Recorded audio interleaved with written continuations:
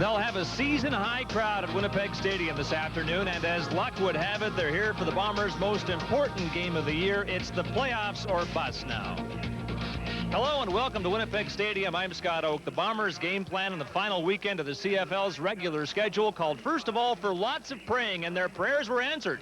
About 15 hours ago at BC Place in Vancouver, there a Saskatchewan win would have given the Green Riders the final playoff spot in the North and left the Bombers on the outside looking in. But the Lions did the Bombers an enormous favor. First quarter, Corey Philpott took off on a 64-yard run for his second touchdown of the game, 22nd of the year. That's a CFL record, and it gave the Lions a 14-3 lead. Lions offense missing in action in the second half. Here, Danny McManus was picked off by Terrell Ulmer. He ran it back for a touchdown to give Saskatchewan a 3-point lead. But it was 3 fourth-quarter interceptions the other way that made the difference. A Saskatchewan scoring drive snuffed out here on Kelly Sims' interception of Tom Burgess. With 7.5 to go, Lions down by 1. James Jefferson waited on a poorly thrown ball by Burgess, picked it off to set up a Lou Pasaglia field goal. These were the winning points as the Lions broke a 5-game losing streak on a 30-25 win, denying Saskatchewan a playoff spot pending the outcome here at Winnipeg Stadium. Fifth place is the last item of business in the North Division. And now for the first time in about a month, the Bombers have their playoff fate in their own hands. If they win, they're in. It's that simple. If they lose, Saskatchewan is in based on the season series. Hamilton has already confirmed fourth. The Ticats are playing in Baltimore this afternoon. Stallions and Cats tied at 3 in the second quarter. Don Whitman and Dan Kepley will describe the proceedings in Winnipeg this afternoon. Both of them delighted that there is something on the line today. And Kep, if praying was the first part of the Bombers' game plan and it worked, rising to the occasion on the field is the second. Well, Scott, you truly like the opportunity as a professional athlete to deal with pressure and to be in control of your own destiny. And after the win last night that the BC Lions put on the Saskatchewan Roughriders, that's exactly the position that Winnipeg finds himself today.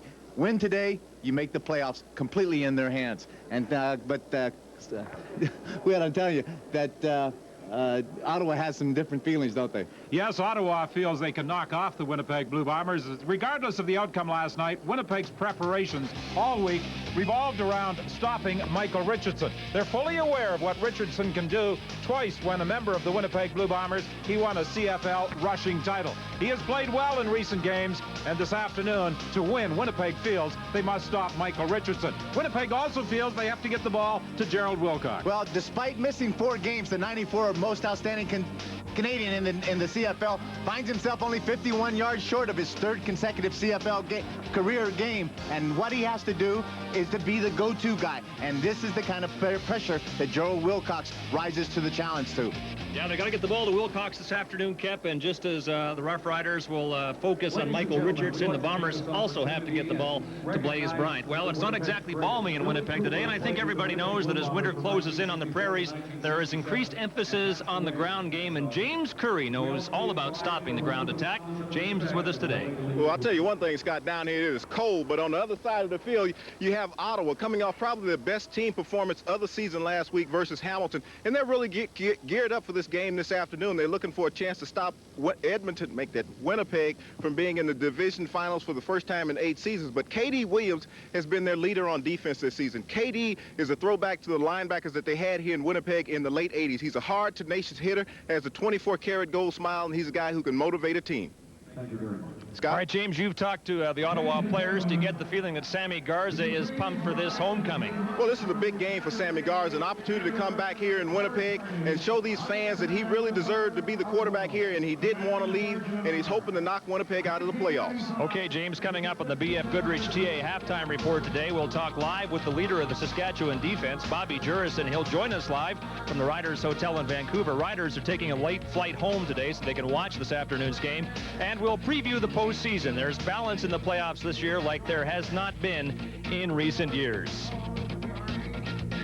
Well, on the eve of the Quebec referendum, they held a unity rally at the Forks in Winnipeg at noon today, and the Bombers gave out over 26,000 Canadian flags to fans upon their arrival here at Winnipeg Stadium. And now we're prepared to listen as the Winnipeg Girls Choir, 50 strong, performs the Canadian National Anthem. Please join the Winnipeg Girls Choir in the singing of O Canada.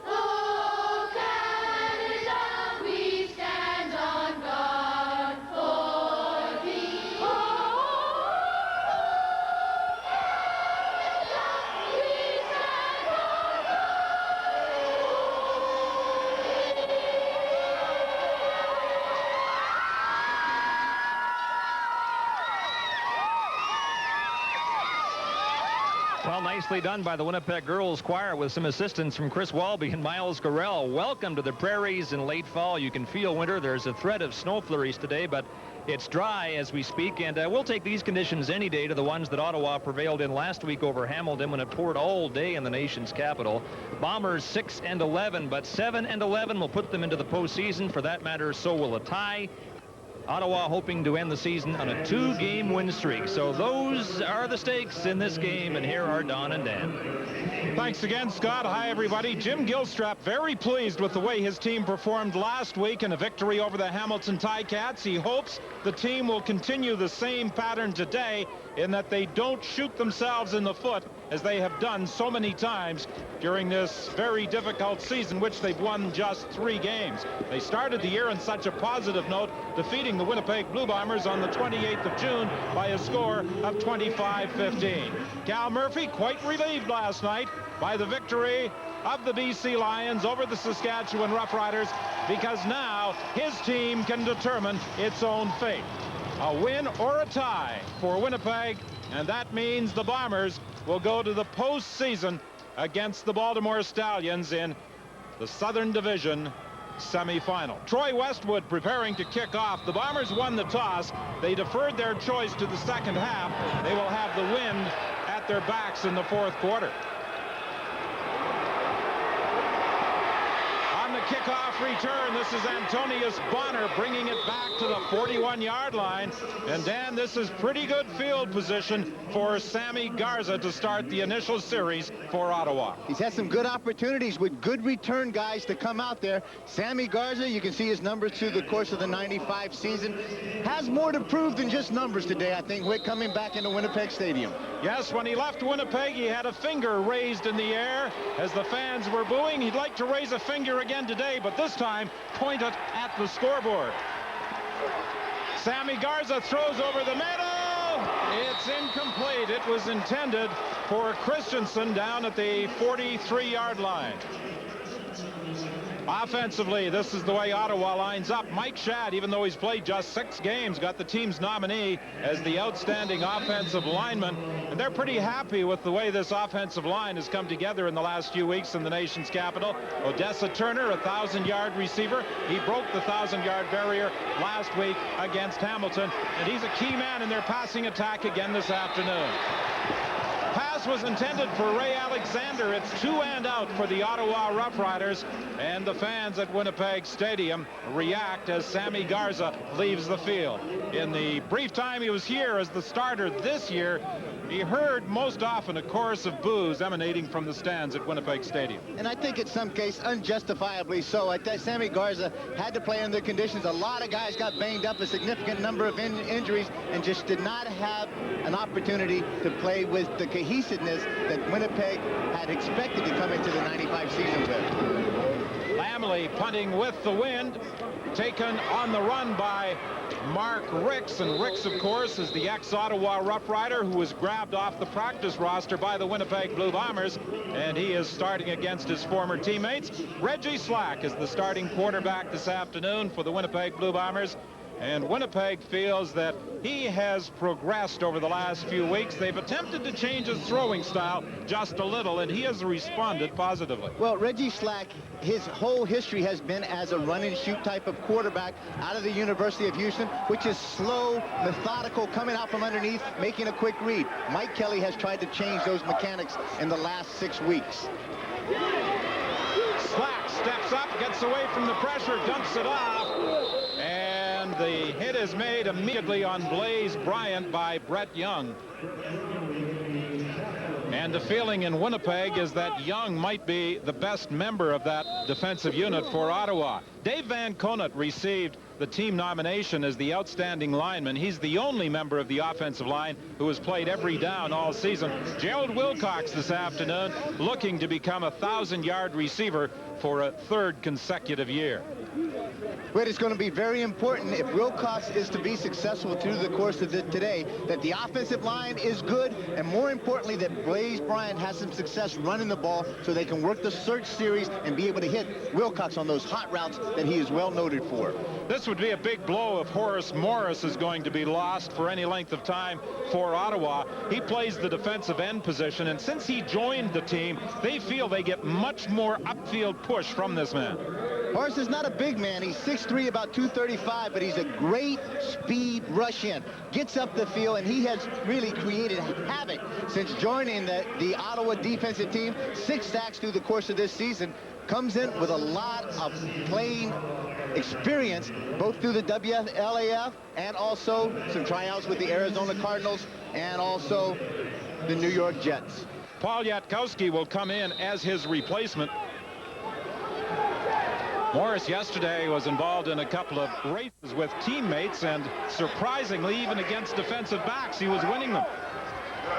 They claim he's got 4.5 speed, and there was some early speed coming off the corner in the person of Charlie Clemens, and I think he is going to be called on the offside unless it's procedure Winnipeg.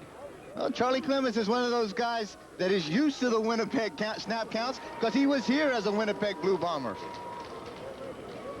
Ken Lazaruk is the referee this afternoon, and he'll explain the call. Offside, Ottawa, 5-yard penalty, still second down. Well, he didn't identify the culprit, but at the bottom of the screen, it appeared to be Charlie Clemens for 1. Pick one of 4, either one. Charlie just unfortunately has to be the guy that lines up right into the face of Ken Lazaruk, the referee, and Lazaruk saw him first, so he could have been one of 4 that were jumping to the sound rather than the movement of the football. Second and about 1 for Winnipeg. Blaze Bryant lost the football. It's still loose, and it looks as though Gerald Wilcox got back to cover up. Blaze Bryant, 2nd and 1, lost the football, and fortunately for the Bombers, Gerald Wilcox was there to scoop it up. Terrific surge off that defensive left side. John Kropke and Derek McCready do a good job of getting penetration. This is just going to be a search series. Give the ball deep to Blaze. The ball gets stuffed inside. Comes out, then it's a scramble for it. Winnipeg comes up with it, puts them in a punting situation. Gerald Wilcox actually had 2 shots at grabbing the loose ball after it popped away from Blaze Bryant. Cal Murphy had quite a comment today about Bob Cameron. Someone asked how long he thought Bob Cameron would continue punting for this team. He said, I don't know how much longer he's going to punt, but when he goes, I might also go. Alexander was driven back about 7 or 8 yards. Doug Hawking was the first to make contact with him. It's still scoreless, 12:28 remaining in the opening quarter.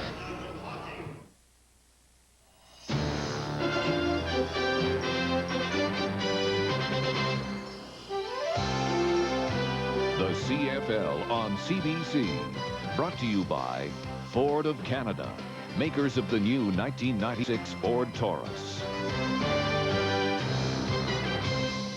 This is the integrated control panel. It looks friendlier than a square, flat box. This is designed only for Taurus. This is a coffee cup holder and your armrest. There is nothing else like this in the industry. Customers have told us they want the touch zones to feel friendly. The fabrics ought to be the best, ought to have a feeling of quality. I really believe that this Taurus is setting a whole new pace for the Ford Motor Company. Redesigned, re-engineered, reinvented, the 1996 Ford Taurus. Simplicity, pure, clear, classic. When you remove the unessential, you're left with the basics. Fine food prepared in an elegantly simple way. Wonderful food, wonderful smiles. Enjoy a dining experience to remember at the Japanese Village. Ah, so simple. We want to see you have a good time, Japanese Village.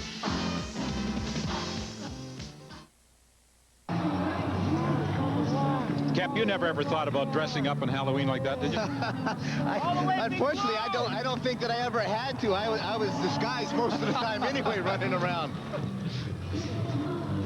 1st and 10 for Ottawa, back at the 25-yard line. Bob Swift, a former member of the Winnipeg Blue Bombers during his playing career. Jim Gilstrap, a former assistant coach with Winnipeg. There are a lot of Winnipeg connections with this Ottawa organization. We'll tell you about more of them as the game progresses. Mike Richardson is one. We talked about him in the opening. He picks up just a couple of yards. And, of course, he won a couple of rushing titles with the Winnipeg Blue Bombers when he was here. Stan Mikowicz reached a milestone earlier this season. The nose tackle played his 200th game in the CFL, all with Winnipeg, on September the 29th. Del Lyles returns to the lineup, and Corus Irvin is playing an inside halfback position this afternoon for Winnipeg. Penalty flag in the play as the pass is intended out in the flat for Turner. He was covered by David Poole. Having a chance to talk with Don Burrell, the defensive backfield coach, he felt that his corners were going to be challenged, particularly with the outside receivers of the Ottawa Rough Riders, due to the advantage that the Ottawa felt that they may have with their height of those receivers. Calvin Smith was offside in the play, and Garza's not at all happy with the hit he took as he released the pass. Maybe we can get a better look at it on the replay. Calvin Smith comes in off the side, and at the last minute, number 44, K.D. Williams, comes in, gets the right hand in toward the gut. Almost looks like a little bit of a punch, but not much of anything. On second down, the pass over the middle for Christensen, and he's got a first down, taking the ball to the 40-yard line. Darius Watson came up to make the tackle. I think this is a key element to the Ottawa attack today, is to be able to use their inside receivers on the quick hot routes, quick openings, and try to see if they can spread the defense of Winnipeg across the field. That's going to open it up for big curl routes or quick post patterns by the outside receivers. Odessa Turner comes wide right. Poole is out defending against him. Handoff inside to Struthers, and Struthers is stopped right at the line of scrimmage. Mike Roach felt that trying to stop Michael Richardson would be the big task his team faced this afternoon, and he is now signaling in the defense. He wants his team in for this second down play.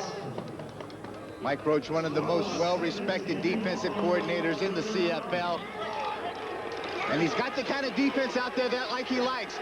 A tough, tenacious one that flies around and hits people. Garza's pass is knocked down. And I think it may have been Kenny Walker who got a hand on it. Garza was being pursued by K.D. Williams. And as he was flushed out of the pocket, Walker may have got a hand in the way of the throw. When you talk about speed rushes and getting away from two people, he handles Mike Richardson, able to get around, then use the speed to close the gap between he and Garza. Gets a shot in Garza's back. Ottawa forced into a punting situation, and whatever defensive alignment Roach had called, it obviously worked for the Winnipeg Blue Bombers. Ricks won't get an opportunity to field the third down punt as it bounces out of bounds at the Winnipeg 31-yard line. We have played 4 minutes and 59 seconds. It's still scoreless. Imagine hearing the call of the road, not the road itself. Imagine the world at your fingertips. Imagine an automobile so precisely engineered, it feels as if it were formed from a single piece of steel. Imagine a choice of sedan or wagon for the same price. Introducing the all-new 1996 Mercury Sable. Could you imagine anything better? Imagine yourself in a Mercury. Merrill is a champ, a member of the War Amps Child Amputee Program. He lost his arm in a farming accident. Recently, Merrill visited the Sky Dome to present the CFL with the Play Safe Award. Thanks for the plaque, Merrill. The CFL is proud of the War Amps Play Safe program. Hey, Merrill, any advice for the kids watching at home today? Don't let it happen to you. Play safe! Okay, listen up. There's a new Sports Select game in town. called point spread, and it works like this. Every game has a favorite and an underdog. Usually the favorite will eat the underdog's lunch. So point spread was invented. The favorite just can't win. He has to cover the spread that evens things out. And the winnings make it worth your while. So bone up a new point spread from Sports Select. Oh, it's an easy way to get in the game. Ottawa and Winnipeg scoreless this afternoon at Winnipeg Stadium. One of 3 games on this final Sunday in the CFL. Baltimore leads Hamilton 6-3 at halftime. A low-scoring game at Memorial Stadium. And this evening, San Antonio will host Birmingham in the final regular season game. And those 2 teams are battling for home field advantage in the playoffs. This is Boyko on the receiving end of the slack throw, and he will be close to a first down. Boyko could be a key today to the attack of the Winnipeg Blue Bombers. Only the fact that he's not noted for his speed. He's not a deep threat, but he's a good possession catcher as a receiver. And if he's not paid any attention to, he can just do these kind of catches all day long. And he's a very versatile individual. He can play the wideout, he can play the slot, he can handle punt returns and kickoff returns. Wilcox grabs the pass, and boy, that came very close to being intercepted. Brett Young thought for a moment that he was going to pick it off, and had he been able to get his paws on it, Kep, he was gone for 6. Well, we talked about the throwing mechanics of Reggie Slack, of having to get his hips around and getting that arm cocked and throw it, but now you got to get it out there with a little bit of speed and with some velocity on it. Joe Wilcox with great concentration, good defensive move, and the move made by Brett Young. When you're going to make that play, you either 2 things have to happen. You've got to make a knockdown on the ball, or you got to have that trail arm grab some cloth and make the tackle. Chris Johnstone, the ball carrier, gets across midfield. You saw number 23 lined up against 87, Ottawa's best defensive back against Winnipeg's primary receiver. Chris Johnstone is one of those guys that just gives you a hard day's work every time he comes to the office. Little forgotten about at times. Sooner or later, he comes up, he makes the big run as far as the short yardage, or he catches a screen pass for 50 or 60 yards. Winnipeg 1st and 10 from the Ottawa side of midfield, just across the midfield stripe. Slack operating out of the shotgun. He's looking deep for Wilcox. He's got it. Down at the 15-yard line, he gets up and dives to the 12.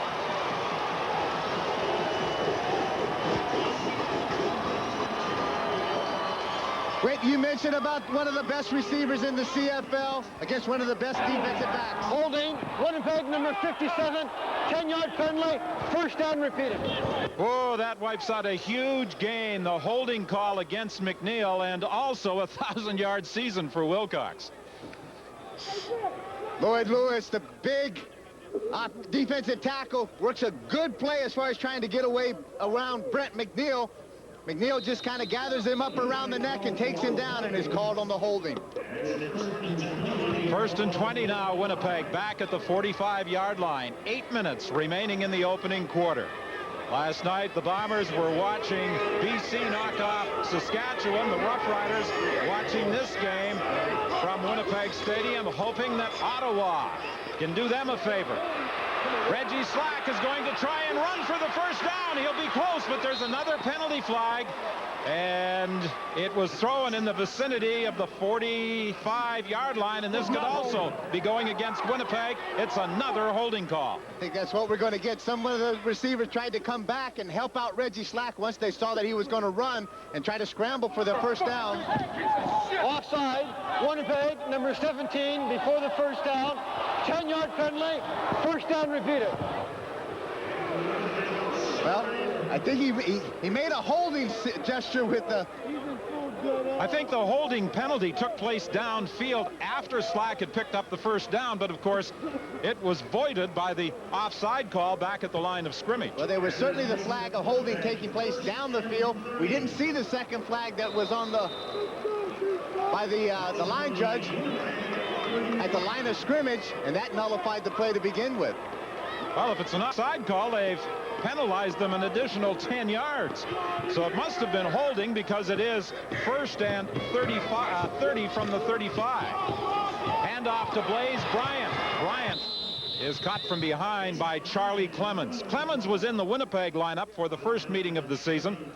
As a matter of fact, there are 3 members of the Rough Riders who played for the Blue Bombers in Game 1 of the year on June the 28th. Speaking of guys that played for the Blue Bombers, Lloyd Lewis is one of those guys that played for a few years here, particularly in the '93 Grey Cup year.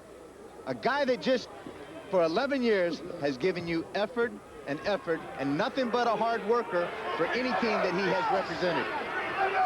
And up front, the Rough Riders feel they are very strong with Lewis and Kropke in the middle. The pass was intended for Gerald Wilcox. He got a hand on it. It's incomplete. When you add Horace Morris and Derek McCready to the combination of Lewis and Kropke, that's as solid a front four as there is in the league. Well, as James Curry had mentioned at the onset of this game, how well they played last week. The 4 units, guys up front, Morris, Lewis, Kropke, and McCready, have done an excellent job of getting the pressure on quarterbacks and forcing some throws to be just off their mark. Not in this case. The ball went right through the hands of Gerald Wilcox. Bob Cameron's 3rd down punt. It hangs. Alexander grabs it on the run, and Alexander will give Ottawa pretty good field position as he brings it back to the 47-yard line.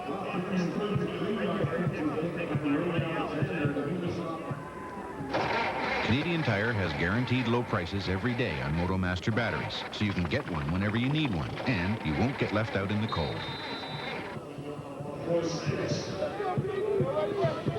Sammy Garza in his 2nd consecutive start as quarterback for the Rough Riders. He took over in the 3rd last game of the season in the 2nd half against San Antonio. Performed well, got a start last week, won the game, and is the starter again against his former teammates, the Winnipeg Blue Bombers. His first pass is over the head of the intended receiver, Ray Alexander. I thought Garza put things in perspective when he talked about some of the criticism he received in Ottawa. He said in Ottawa it was fair and about football.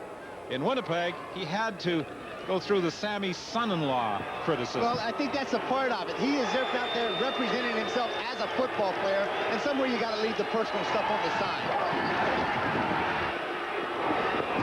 Christensen grabs it for a 1st down at the 50, but there's another penalty flag, and this one is going against Winnipeg.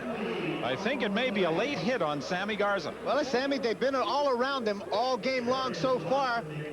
Every time he's released the ball, somebody has hit him and knocked him to the turf. Roughing the passer, Winnipeg number 72, 15-yard penalty, 1st down Ottawa. The penalty is against Colin Scribner, and that was after Garza had released the pass, and Ottawa is now 1st and 10 from the Winnipeg 35. The Blue Bombers so far in this opening quarter, Cap, are doing something Cal Murphy was concerned about, self-destructing a little. Well, they're just not playing very disciplined football out there, and I know that Cal Murphy personally expects his team to be disciplined and not take cheap penalties. Ken Abraire made the catch. He was tackled by Watson. Abraire last week blocked a punt against Hamilton, recovered it, scooped it up, and ran for a touchdown, his 1st of the year. Now, he was signed by Winnipeg as a free agent in the offseason, but failed the medical here. Had some problems with a knee injury last year, but as you said, came into the Winnipeg camp as a free agent, did not pass the physical, has not played very much for the Ottawa Rough Riders, that only being his 7th catch of the season. 1st and 10. Garza looks into the corner of the end zone. It's incomplete. He was trying to find Odessa Turner down there, and Odessa Turner was well covered. And he was well covered by a veteran that knows a lot of routes, and he's seen a lot of moves in his day. Corus Irvin in his 5th year. Take a look. He just got to the inside, of course, and Odessa Turner's trying to run the post corner. Corus is sitting there running the route and the pattern for him, and just not letting him have any cushion whatsoever. Irvin has played in Hamilton, Toronto, Baltimore, and Shreveport, and now he's with the Winnipeg Blue Bombers. It's 2nd and 10. Garza, good protection. It was intended for Alexander, knocked down by Garrett, but there's also a penalty flag on the play.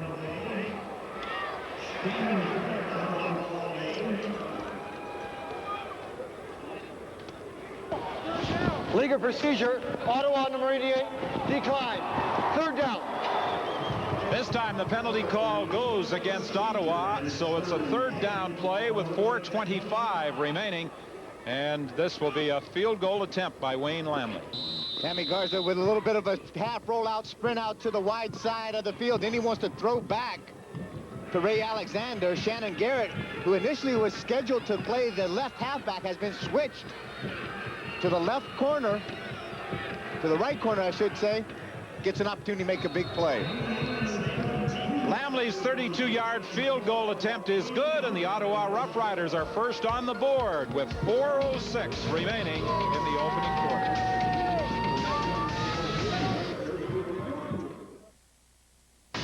From Gillette comes a revolutionary form of protection for men. Gillette Clear Gel Antiperspirant. Unlike a stick that can stay in your underarm hair, this is a soft gel. It goes cleanly through the hair right down to the skin surface to fight odor and wetness where it begins. And that means effective all-day protection. A revolutionary form, Gillette Clear Gel Antiperspirant.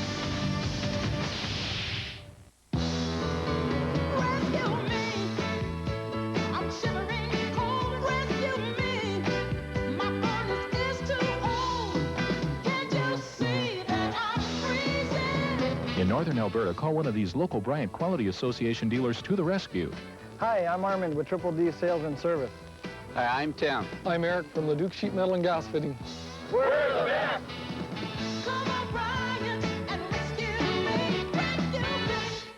How's the back, Sam? No sense of humor. I told him to get a leaf grabber. Leaf Grabber's back-friendly design takes the pain out of raking, especially when things pile up. You just pull the slider, grab a bundle, and bag it away, all without bending or stooping. It's fast, it's easy, and Leaf Grabber comes with a lifetime warranty. Hey, when you want to save your weekend and your back, just grab it with Leaf Grabber. Grab one for yourself at these participating stores.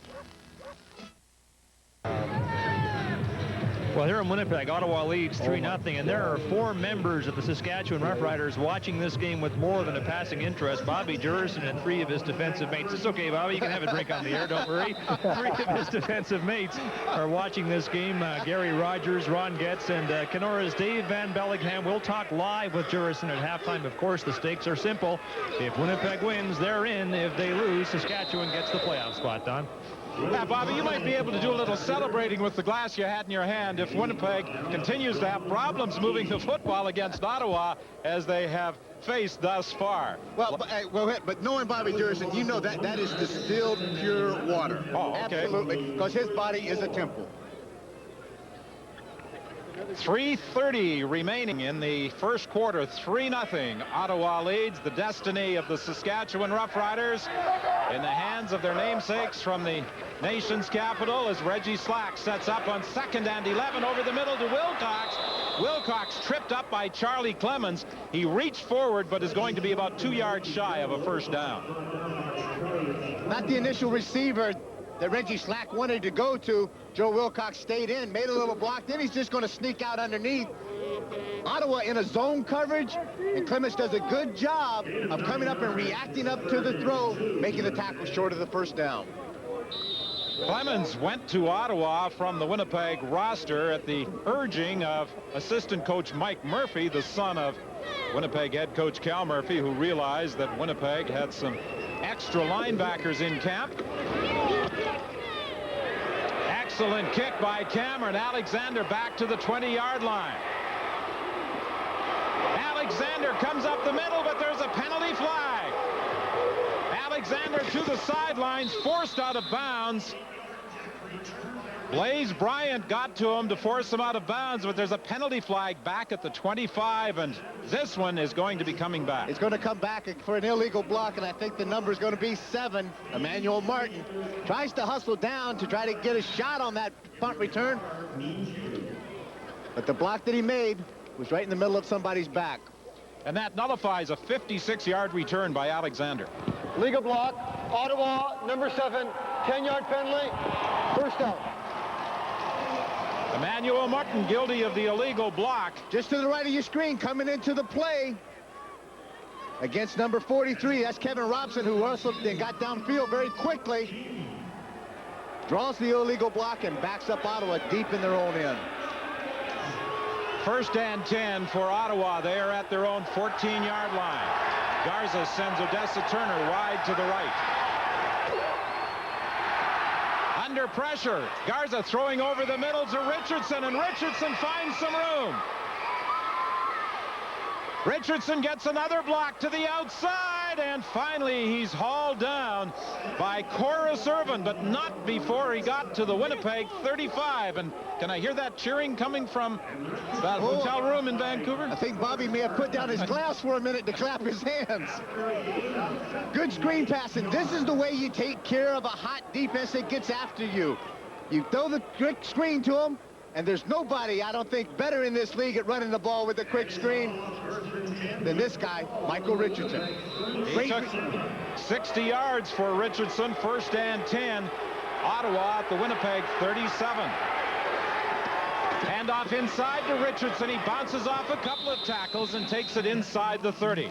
The Bombers are fully aware of what Richardson is capable of doing. A couple of years ago, when he played with Winnipeg, he had a huge regular season game against Hamilton, and then in the postseason ran for better than 200 yards against Hamilton. One of the greatest assets that K.D. Williams possesses is his track down speed. This guy has got great pursuit as far as getting down the line of scrimmage and making the tackle once he gets there.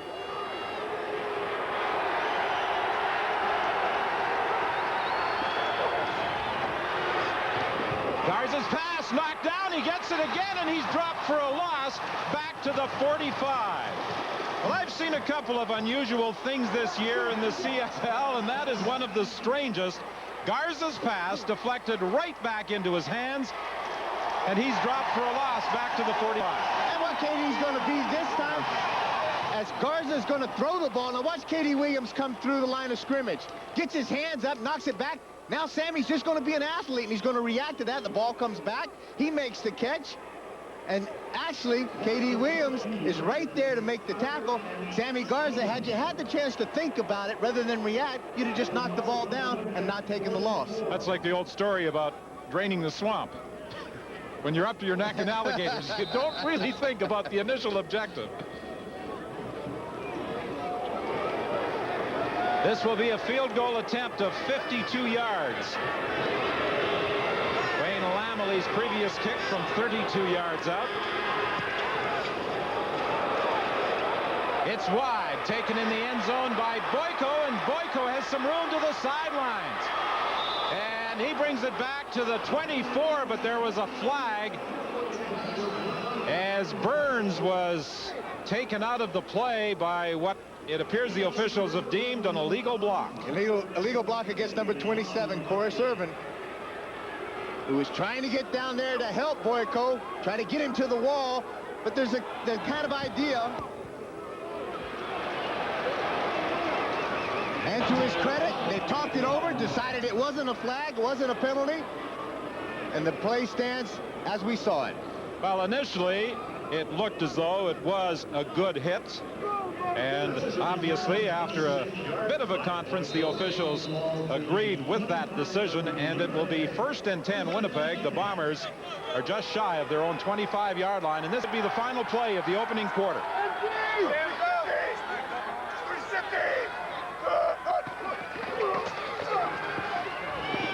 Over the middle for Gerald Wilcox, and this is a Winnipeg 1st down if he gets beyond the 35, and he has. And that is also the final play of the opening quarter.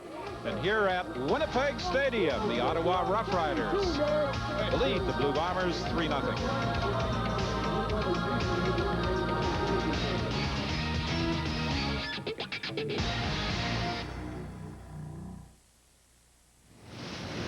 Bruce and Susan just flew here free. Thanks to the Royal Trust Canadian Plus Visa card, you could fly free too. Call 1-800-434-PLUS and get the card that gives you wings. Imagine an automobile where every component is engineered to such precise tolerances. It feels as if it were formed from a single piece of steel. Introducing the all-new Mercury Sable. The 1996 Mercury Sable, now available in sedan or wagon for the same price. Imagine that. Imagine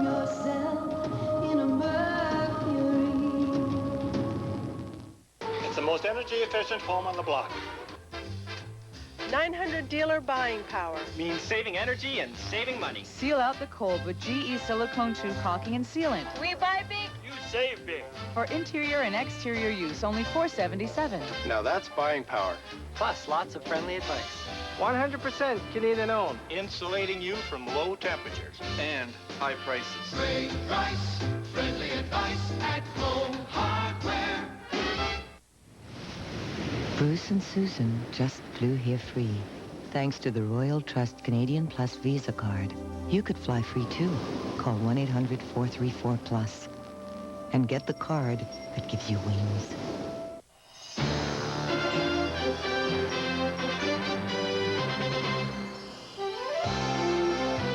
The CFL on CBC. Brought to you by Ford of Canada, makers of the new 1996 Ford Taurus.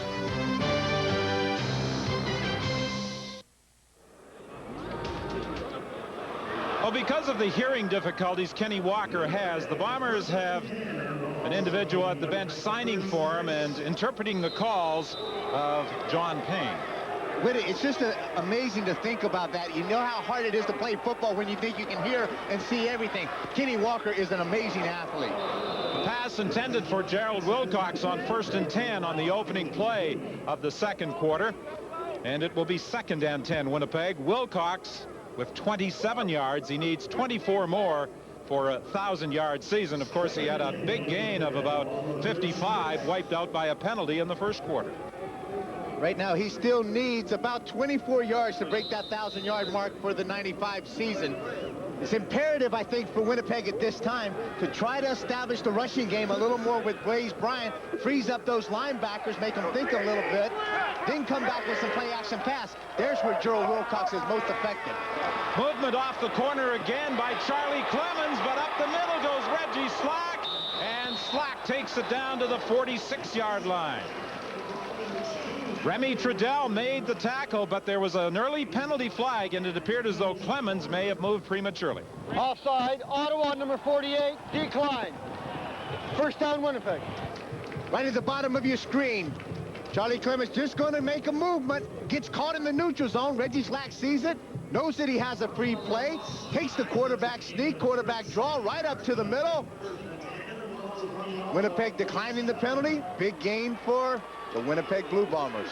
That's the second time that Clemens has jumped prior to the ball being snapped. Winnipeg 1st and 10 from the 47 of Ottawa. Slack was looking for Tim Daniel. Not so sure he should have thrown the pass in that area because there appeared to be 3 Ottawa defenders around Tim Daniel. In the first quarter, the Ottawa Rough Riders with 62 passing yards to 41 for Winnipeg. Of course, the big gain for Winnipeg wiped out by a penalty, and that was the pass to Gerald Wilcox. Neither team having success rushing the ball against 2 very tough defenses on both sides of the ball, even though each one of these teams, Winnipeg giving up 70 touchdowns through the course of the 95 season, Ottawa 68. Screen pass to Stigl as he cuts back inside, now goes outside, and he's gone.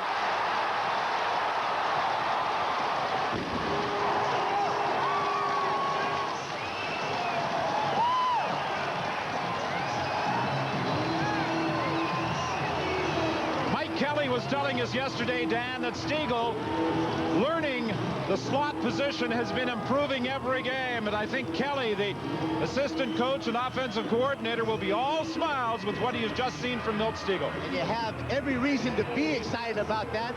Since they've lost the services of Gerald Alphen, the 2 Wilcox and Alphen worked simultaneously in the middle as slot backs. Now they needed somebody to complement Gerald Wilcox, Stigl being in the man, and with that play.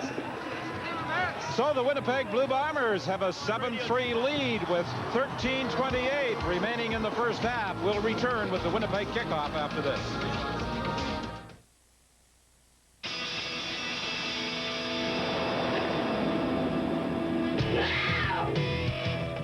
Nature makes no compromises. Neither does Wildcat.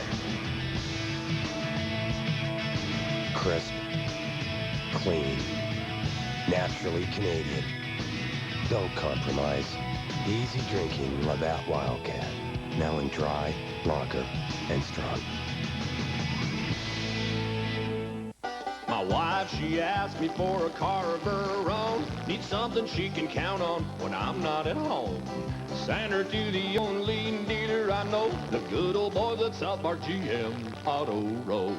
They found a car she could drive around town. She loved the deal and the way the car sounds. Now my honey's with her friends and she's gonna show the car she bought at South Park GM Auto Road. You betcha.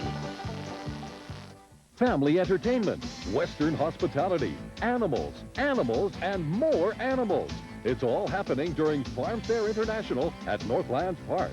Shop for Christmas treasures at the Country Marketplace. Enjoy the petting zoo, see Western art, a cooking show, line dancing, and exotic animals. Experience Alberta's biggest business and 9 days of family entertainment. Farm Fair International, November 4th to 12th at Northlands Park. The Bombers moved 5 plays, 85 yards, culminated in a 51-yard pass to Milt Stiegel for the major score. He took the hitch screen and then used his speed to advantage. Excellent blocking out there. A hitch screen has been a key play through the course of every team in the 95 season. This time, the Winnipeg Blue Bombers used it to perfection. Antonius Bonner waits for the ball at the 15-yard line. He finds a seam up the middle. He got tripped up at about the 45 and stumbled forward to the 53. But on the kickoff returns, Ottawa has generally had pretty good field position. Giving Sammy Garza the opportunity to come out there and start on a short field. 13:20 remaining in the half. Let's go to the sidelines and join Scott. All right, Don, James Curry hasn't watched the game from the sideline since he played with Saskatchewan in '89, and he doesn't miss it a bit. But, James, you've been struck by the lack of emotion on the Winnipeg bench. In a game of this magnitude, you'd think it'd be more emotion on the Winnipeg bench. They've been very flat here in the first half. How about Sammy Garza? He's been moving the ball, but he hasn't been as mobile as he was in the game you covered last week. Last week in the game in Ottawa, Sammy did a lot of half rolls to buy himself extra time through 7- and 8-yard passes, and he was very effective. All right, James, we'll see you at halftime. Don? I'm wondering if James down there is getting the urge to throw a forearm shiver at Scott every once in a while. I don't think he'll hit Scott, but I tell you, hey, James Curry would like to get out there and hit some of these guys on the football field. He wants to be in between the lines. Dave Donnell, the ball carrier, and picked up about a yard. It will be 2nd and 9 for Ottawa. Tough situation to try to run counter kind of plays against a speed-oriented defense like Winnipeg. They can track it down. Over the middle for Christensen. First down for Ottawa at the Winnipeg 43-yard line. Ottawa throwing a bit of a new wrinkle at the Winnipeg Blue Bombers, with Donnell coming in as a receiver. Sammy Garza is feeling a lot of this Winnipeg pressure, and he tends to throw this ball off balance. It doesn't have a lot of zip on a lot of his passes. It almost looks and feels like he senses that heat coming, and it's taken away from stepping up, delivering the ball the way he normally would do it, and throw something with a little bit of zip on it. Now Donnell has gone to the bench. A handoff to Richardson, and he drives straight ahead for about 4. Jim Gilstrap was an assistant coach with the Winnipeg Blue Bombers before taking over the head coaching reins with Ottawa this year. And the big blow for Ottawa and head coach Gilstrap was the loss of Danny Barrett, who went through training camp with the team. Well, if you can remember that opening game, Danny Barrett was the quarterback when Ottawa surprised the Winnipeg Blue Bombers 25-15 in Ottawa. Sammy Garza was the Winnipeg quarterback that day in the opening game loss. Now Garza looking to the sidelines for Christensen, incomplete. Darius Watson was there defending against him, so was Shannon Garrett. Sammy Garza may be making some mistakes in his reads, and he's throwing the ball into double coverage. Tough catch for any receiver. Good reaction right at the last minute by Shannon Garrett to try to come up with the pick. Winnipeg leading by a score of 7-3, 11-13 remaining in the first half. And Wayne Lamley is now going to attempt a 45-yard field goal. The wind has shifted from the start of the football game. It's more from the west now than it was in pregame warm-up. I was talking with Lamley, and he said he was having problems kicking into the north wind, but now it's more of a side wind, and this is going to be a fake, obviously. Richardson takes the ball, but won't get the first down. Boy, they telegraphed that one. There wasn't really much of a fake there, was there? There wasn't much, only because they started their movement way too soon. It allowed a very sharp, focused defense of Winnipeg to make some adjustments, to get out there, cover the areas that they needed to cover, and it didn't allow Michael Richardson any place to go. You don't usually see the guy leaving the position he's in to kick the ball quite this early. See, right now they're just starting to move. The ball should already be snapped, but there's about 2 or 3 counts there. And at the last minute, the ball's dished out to Michael Richardson. But here's that quick defense that can pursue down the line of scrimmage. Makes the tackles. Kelly Rush is one of the guys there. Also, Corus Irving come up. And K.D. Williams with his 24-carat smile.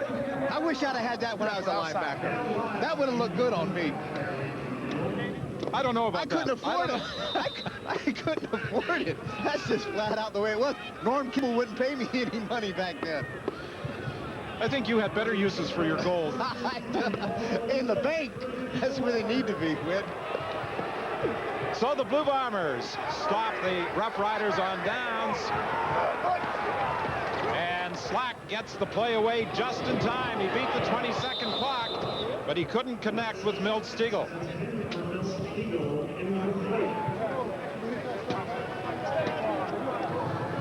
Here it's 7-3, Winnipeg leading Ottawa. The other game this afternoon at Memorial Stadium in Baltimore, and the Stallions have now jumped into a 20-3 lead, and Mike Pringle is out of the football game. You talked earlier, Kep, about Gerald Alphen, the ex-Blue Bomber, now with Baltimore. Tracy Ham threw him a touchdown pass. Great receivers. He can compliment that other guy named Armstrong on the slots. 2nd and 10. Slack from the shotgun, and he got the pass away to Stegall, but Brett Young recovered quickly to prevent him from getting a first down. Throughout the year, I think Young has probably been, without question, the most consistent defensive back with Ottawa. Well, he certainly has been around the ball a lot. 5 picks already through the course of the 95 season, 12 knockdowns. He's 2nd in the team with tackles. What scares me about the Ottawa defense, and it doesn't scare me, it would alarm me if I was a defensive coordinator. Remy Trudell is the leading tackler. Brett Young is the 2nd leading tackler. That means a lot of guys are getting through the line of scrimmage, getting deep quickly for them to make those kind of tackles, that kind of numbers. Yeah, you never like to see your safety as the leading tackler. Alexander cannot do anything with a perfectly angled punt by Bob Cameron on 3rd down. There is a penalty flag, though. We'll sort it out when we return. Ah, the joys of a minivan.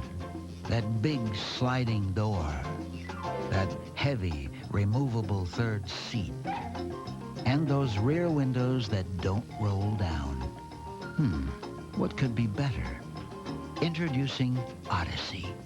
With 4 doors and an easy fold-away rear seat. It's not just a minivan. It's a Honda. I'll never forget that bright yellow slicker. Tommy, time for lunch. Puddles wide as oceans. And that hot bowl of soup that'd warm you to your toes. Thank goodness Tim Hortons remembers too. Hi, Tom. Time for lunch. With freshly baked bread for sandwiches.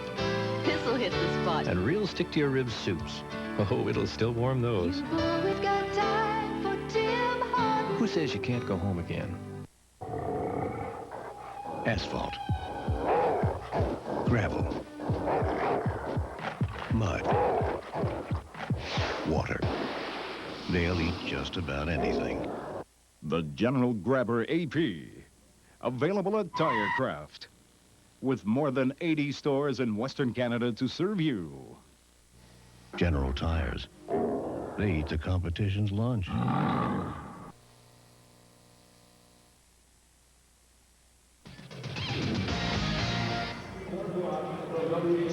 Bob Cameron has punted more times than any other kicker in the CFL this year. He just unloaded a 56-yarder that Alexander had no opportunity to return. In addition, Ken Ebrard was flagged for rough play, and that takes the ball back to the 7-yard line. 1st and 10, Ottawa. Garza looks along the sidelines, and Alexander and Shannon Garrett were in a jump ball situation, but even had Alexander come down with it, he would have been out of bounds. He was out of bounds. Just an off-course throw by Sammy Garza. Good coverage by Shannon Garrett. And this is exactly the kind of situation that a Winnipeg defense likes to get an opponent in, deep in their own end, 2nd and long. Look for some heat to come in Sammy Garza's face. Garza has only been able to complete 5 of 13 attempts for 80 yards thus far, and there's a penalty flag that is going to be a procedure call against Ottawa. Boy, they should have the Maple Leaf in the middle of all those flags that are flying this afternoon at Winnipeg Stadium. Looks like we may get a quick call, an illegal procedure against Mike Jovanovic.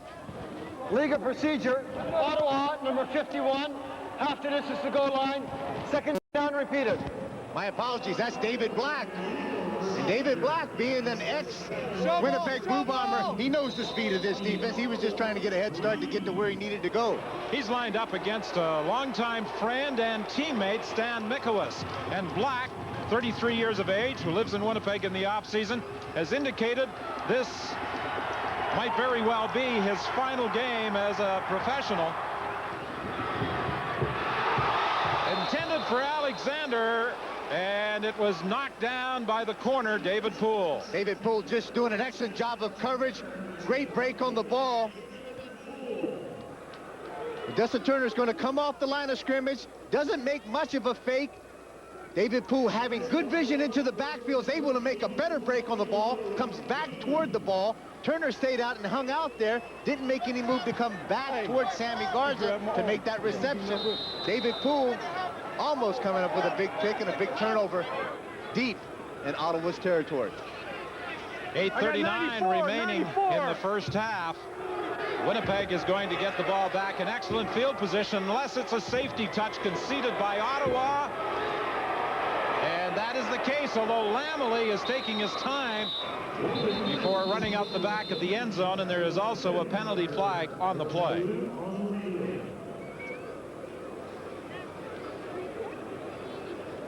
They're going to have holding against the Ottawa Rough Riders on that call. I don't know, if you're going to take a safety right there, go ahead and take a safety. There's 8:24 to go. It's not like you're going to take off enough time off the clock that it's really holding. Mean Ottawa anything. number 44, decline. Safety touch.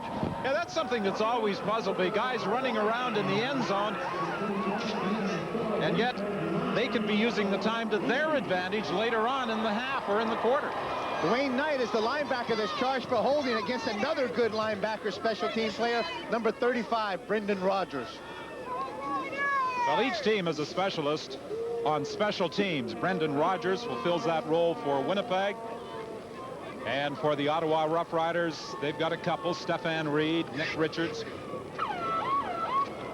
And another guy named Chris Sangaris that used to be here. It's like old home week with the Winnipeg guys coming back to Winnipeg Stadium and playing here in front of a crowd that used to cheer them quite a bit as opposed to boo them and jeer them a little bit as they're doing today. And a pretty good crowd this afternoon at Winnipeg Stadium, about 27,000 watching the action. 1st and 10 Winnipeg from the 35-yard line. The Bombers now in front 9-3. Pass to Wilcox, he can't hang on. Winnipeg, of course, had the choice. They could either scrimmage following the safety touch from the 35 or have Ottawa kick off. They opted for the former. Search series. They fake the ball to the inside. The halfback comes to the outside. Quick post by Gerald Wilcox, and that's just a catch that he has to make if Winnipeg is going to maintain a lead and have an opportunity to win this football game. And it almost appears at times as though Winnipeg is trying to force feed Gerald Wilcox. Well, they may be. He's a good guy to try to force feed, but all of us, if you do not get an opportunity to get the ball to him, just like that, you're going to get the kind of heat. You don't have an opportunity to get the football into Gerald Wilcox's hand, but when you do, he's got to come up with the big play if he is the go-to guy. Well, Reggie Slack had the ball stripped away, and he was fortunate that he was able to scramble back and pick it up. Just look at the power of Lloyd Lewis inside against Kevin Robson. Does an excellent job getting upfield, shedding off of that block, stripping the ball loose. Reggie Slack is the guy that comes up with the turnover. Alexander is the lone man back for Ottawa on this third down punt by Bob Cameron. 7:25 remaining in the first half. A low snap, and I think Bonner got a piece of it. It's picked off by Martin, and Martin is going to head to the end zone. I think Antonius Bonner may have deflected it.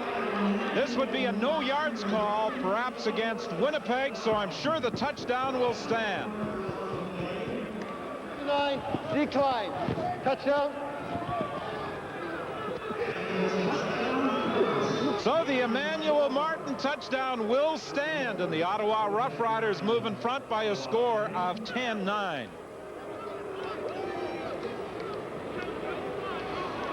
Well, I'm sure in the minds of the coaching staff, this will atone for the earlier miscue where Martin was penalized on a fine return by Ray Alexander. Really did, and he made an honest effort to come with great speed from the outside.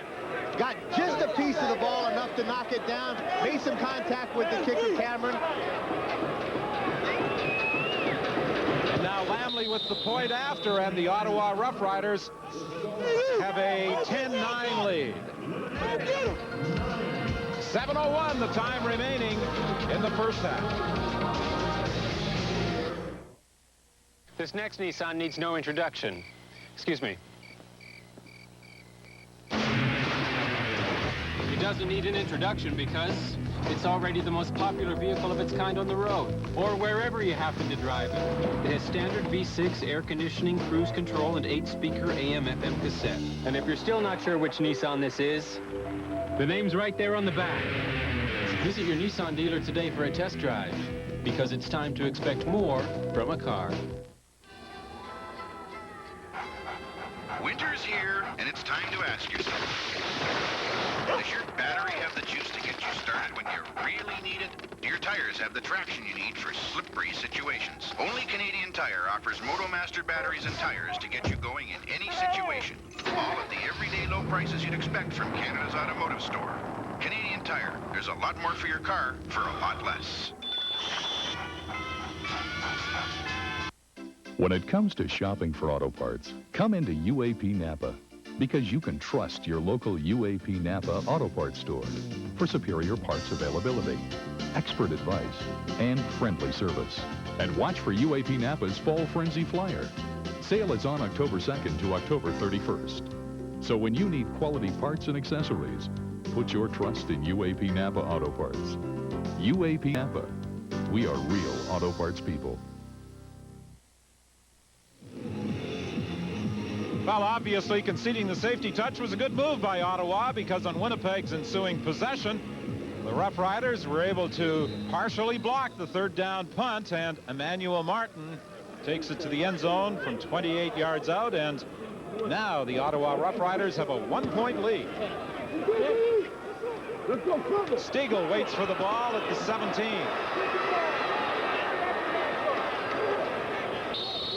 And he gets back to the 37, a return of 20.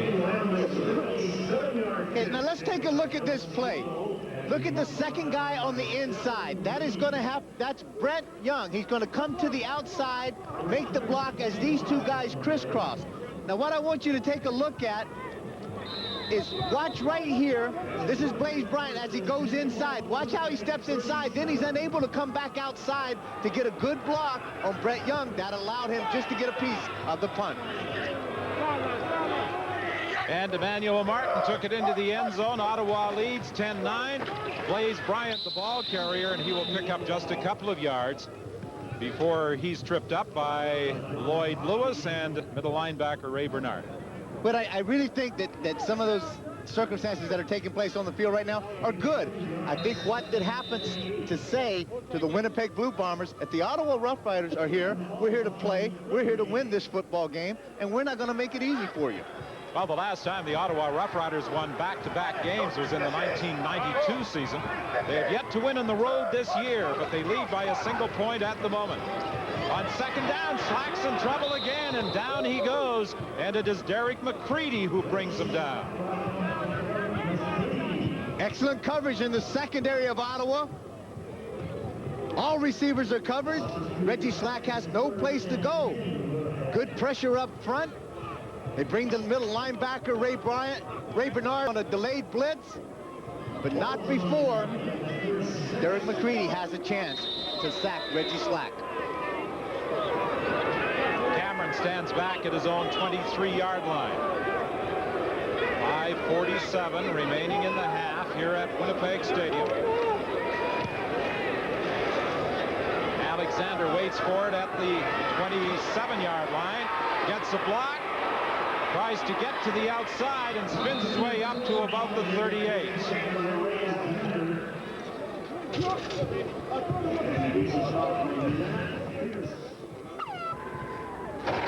Canadian Tire has guaranteed low prices every day on MotoMaster batteries, so you can get one whenever you need one, and you won't get left out in the cold. Cameron's punt was a 45-yarder. And 12 yards on the return by Alexander as the Riders scrimmage 1st and 10 from their own 38. Toss inside to Richardson. Richardson lost control of it, got a good bounce and got it back. A little shovel pass. I thought that is called an incomplete pass. The whistle should have blown. Well, 3 weeks from today, we'll be at Taylor Field in Regina for the 83rd Grey Cup. And those guys watching in that hotel room in Vancouver, waiting to head back to Regina, hope that they are going to continue their preparations for a possible appearance on home field in the Grey Cup. Well, you know it's going to be a big party in Regina, and the Saskatchewan Roughriders want to be half of the people that's going to be there enjoying it.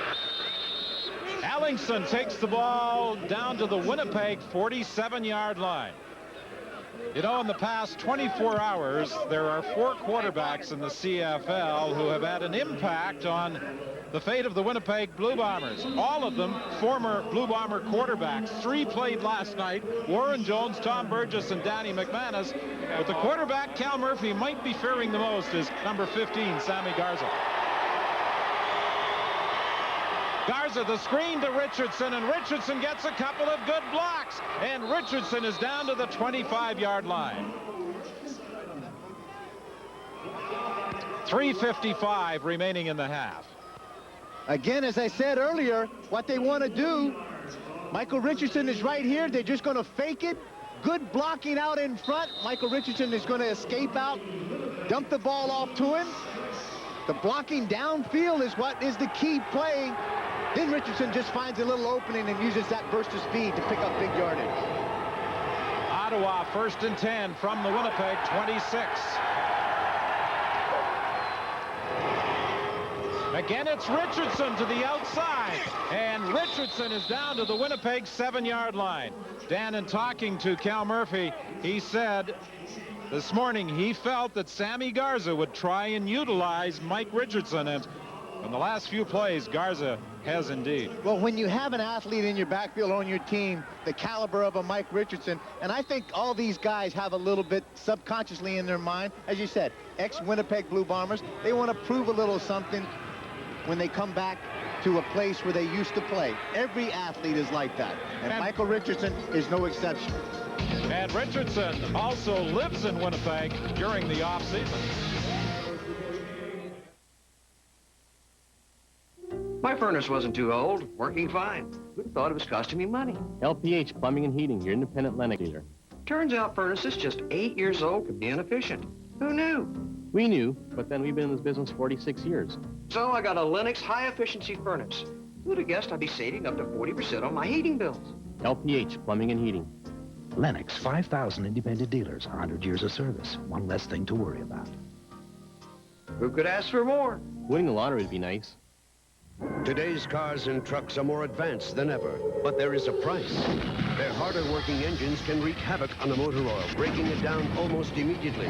That's why Castrol GTX provides maximum protection against viscosity and thermal breakdown. So use Castrol, or your harder working engine could make things hard on you. Castrol GTX, engineered for greater protection against breakdown. Look for Castrol GTX at these and other leading outlets. The 1996 Pontiac Sunfire Coupe. If you're serious about driving, your next car is a Sunfire. 14840, action figures not included. Catch it, only at your Pontiac dealers. The 1996 Pontiac Sunfire Coupe. If you're serious about excitement, your next car is a Sunfire. 14840, racetrack sold separately. Catch it, only at your Pontiac dealers. With 3 minutes remaining in the half, the Rough Riders lead by a point, and they're in position to add to their lead. They are first and goal from the Winnipeg 8-yard line. Mike Richardson has caught 4 passes for 102 yards thus far in the game. Man-to-man coverage. Sammy Garza should get the one-on-one that he needs. Alexander in the end zone can't make the catch. Shannon Garrett was defending against him. Don Burrell, the defensive back coach of the Winnipeg Blue Bombers, felt it was imperative to play some man-to-man coverage and play press man-to-man. The defensive backs to come up tight on the line of scrimmage and not allow the receivers to get off the line of scrimmage. Make it tough for them. Shannon Garrett does a great job locating the ball, getting his hands on it, causing a knockdown.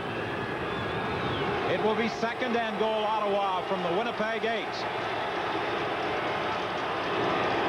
Richardson, the lone setback. Now he's in motion. Garza goes down.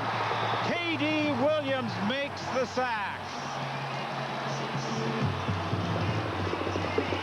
K.D. is one of those throwback kind of guys that could have played for the Winnipeg Blue Bombers any year that they had. They've been noted for tenacious linebackers, tough, loud, guys that get the job done.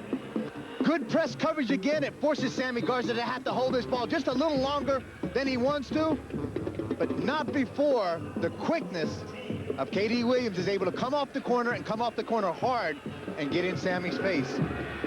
Lamley will attempt a 21-yard field goal. And the kick is good as the Ottawa Rough Riders move into a 4-point lead with 2:18 remaining in the first half. But Jim Gilstrap has to be disappointed that his team was unable to punch it in on first and goal from the 8. Well, they've had some success of moving the ball down the field. Then when you get into the red zone, you certainly want to be able to come away with the major. Let's go down to Scott. All right, Don, Bobby Jurist and the rest of the Riders watching this game in Vancouver with more than a passing interest, hoping to back into the playoffs on a Winnipeg loss. Jurison will join us live on the BF Goodrich TA halftime, and we'll handicap the playoffs. Things moving fast now. 3 weeks today, we'll be in Regina for the Grey Cup.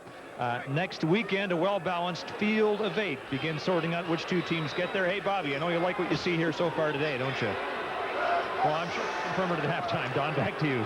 I notice he's also hitting his glass. Pass complete to Tim Daniel for about a gain of 3. Or either that or it's empty. It may be empty, but you know, it's a little warmer out there in Vancouver, so I think it probably evaporated. You know, it was the heat and the humidity that did it. Talking with Coach Gilstrap, he was talking about how do you stop Reggie Slack. He said you just don't stop him, you try to slow him down. This is a quarterback draw, and Slack is not going to be slowed down until he gets to the 49, and that's a Winnipeg first down. Reggie's going to take the ball. His key read, if there's anybody over the nose, make the read, go away from that. John Kropke sealed off on the outside, opens up the gap extremely wide. Reggie Slack has got a good burst of speed. He's able to pick up the first down, keep this drive alive for the Blue Bombers. Slack moves back into the shotgun. He was looking for Stiegel, and it is intercepted. Picked off. Antonius Bonner on the far side of the field as Slack was trying to go for Stiegel. So the Ottawa Rough Riders snuff out a potential Winnipeg drive. Half roll, Reggie Slack, he gets his hips turned a little bit, but the ball doesn't have a lot of zip on it, and it allows Antonius Bonner to make a great break on the ball, come up underneath Stiegel, and come up with the pick. Not a well-thrown ball by Reggie Slack. 1:31 remaining in the half. Fake inside. Over the middle for Turner, and Turner is a first down at the Winnipeg 47. Talking about well-thrown balls and some zip on it, there certainly was on the throw by Garza. When you're playing man-to-man coverage, what they're having to do, Winnipeg likes to leave the safety in the middle. The halfbacks jump on the outside shoulder, play outside technique. The corners jump to the inside. This time, Odessa Turner was able to work himself to the inside of the corner and make that reception. For Alexander, he's got it on the sidelines, and he's out of bounds at the Winnipeg 18-yard line. The ball hangs up in the air, and Shannon Garrett is the guy that's back there, number 23, just cannot locate the football. He looks around like he's looking up into the crowd, into the stands. The one guy that picks up the ball is Ray Alexander. He goes up like a jump ball, catches it at the highest point, makes the big reception. Well, at 6'4", Alexander also has an edge over the 5'11" Garrett. The pass over the middle intended for Alexander, but this time Garrett is able to knock it down. And I think that's a good call by Sammy Garza. Anytime that you get a defensive back, a linebacker, you're able to beat them on a play, you get them thinking about that play a bit, come back again and see if you can take advantage of them while they're still worrying about the play that was previous. Shannon Garrett, to his credit, rose to the challenge. He came up with a big defensive play, make it 2nd and 10. Alexander left. Odessa Turner splits to the right. 1:02 remaining in the half. Garza rolling right, being pursued, now decides to run it, and is going to be close to a first down, knocked up bounds by Corus Irvin.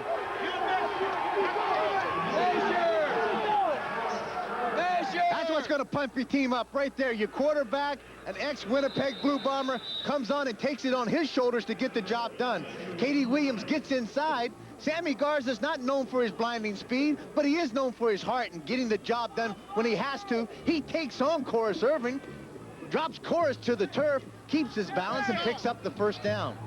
Or it's going to be very close, I'm sorry. Regardless of how this measurement turns out, I think Ottawa will go for it, and they are going to have a first down. Well, there's no tomorrow here. I mean, you don't have to worry about playoffs. You don't have to worry about your home crowd booing you. If you're down there that close, you're exactly right. You roll the dice, take a chance. Even at that, you back them up. You've got Winnipeg starting 1st and 10 on about the 12-yard line, or I should say the 8-yard line. Well, Sammy Garza heard a lot of boos during his playing time in Winnipeg this year as a starter. His play in the second quarter in particular has silenced this Winnipeg crowd. Into the end zone, touchdown to Odessa Turner. And the Ottawa Rough Riders are taking control of this final regular season game at Winnipeg Stadium. And Sammy Garza, the hero of the moment for the Ottawa Rough Riders, as he accepts congratulations on his touchdown throw to Odessa Turner. Take a look, just a quick post. David Poole again is on outside technique of the shoulder. That gives the inside away. The quick post inside. Garza has time to throw the ball, and Turner comes up with a big catch. Wayne Lamley adds the point after. That's what started the drive. He's trying to play you outside to stop the fade. That's what we're killing yourself. See, you could just hear that as he's talking to one of the guys on the sideline. If he's going to play you to the outside, trying to take the fade away, then you go to the quick post. Turner did, and he came up with the major. Danny Barrett was the player on the sidelines explaining to Odessa Turner what he had to do, and in Vancouver, the Saskatchewan Rough Riders who are watching are undoubtedly pleased that this play worked as well as it did. Take a look at Garza's reaction after the touchdown catch. Yes, it's trouble. He says, you know, I was booed here when I wore the blue and white. He said, I'm going to get booed here when I wear red and white. But I think the boos today will be something that he can justify and he can accept.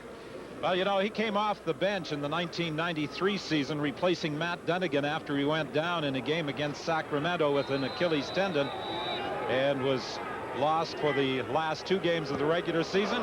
He managed to take Winnipeg to the Grey Cup game. On the kickoff, the ball seemed to roll on the tee just as it was kicked, and now Stiegel brings it back to the 49-yard line, and that's where Winnipeg will scrimmage 1st and 10 with 44 seconds remaining. Come on, baby. I think the ball tumbled off the kicking tee just as Lamley moved up to kick it, and that's the reason it's squibbed along the ground. But let's go back to the touchdown. Now, this is David Poole right here on the outside shoulder. It's going to allow Odessa Turner to come to the middle. The big key to this, look back here. Where's the safety? The pass is thrown, the catch is made, the safety comes into the position. Jason Mallett about 3 steps after that. And again, Slack is flushed out of the pocket and will get about 6 yards as he carries to the midfield stripe. The Rough Riders are getting a pretty good push from their front 4 this afternoon. Well, again, we allude to what James Curry had mentioned in the onset of this game, how well these guys played last week, and they have certainly risen to the challenge. There appeared to be a mix-up in the read with either Wilcox or Daniel as Slack was throwing the hot pattern. And he looks like he's trying to throw the hot pattern to the quick out to Gerald Wilcox. The ball's thrown behind him. The guy with the best shot at it is Emmanuel Martin, the corner. Slack is having some problems this afternoon as the Ottawa Rough Riders are playing a sound game defensively. And now Bob Cameron, with 30 seconds remaining in the half, stands at his own 40-yard line for this 3rd down punt.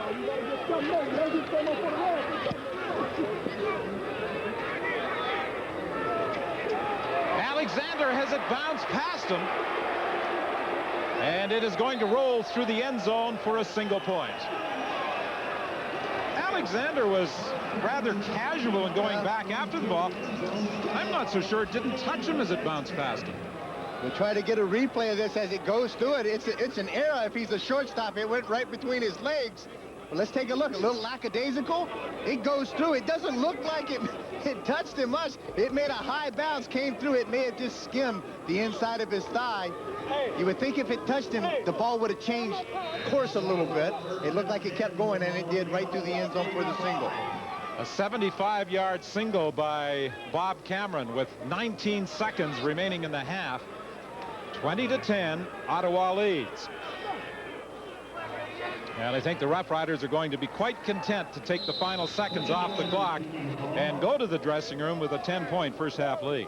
Good decision. I think if it was the other way around and they were going possibly with the win and they had a 15 or 20 seconds to do something with, throw it up, the Hail Mary, try to make something big happen. But right now you're leading the game 20-10 against a tough win. Take a knee and let's go see if we can keep this going for another 30 minutes, says the Ottawa Rough Riders. And time has expired here at Winnipeg Stadium with the Rough Riders under the direction of Sammy Garza heading to the dressing room with a 10-point lead. A game the Bombers must win if they hope to advance to the postseason.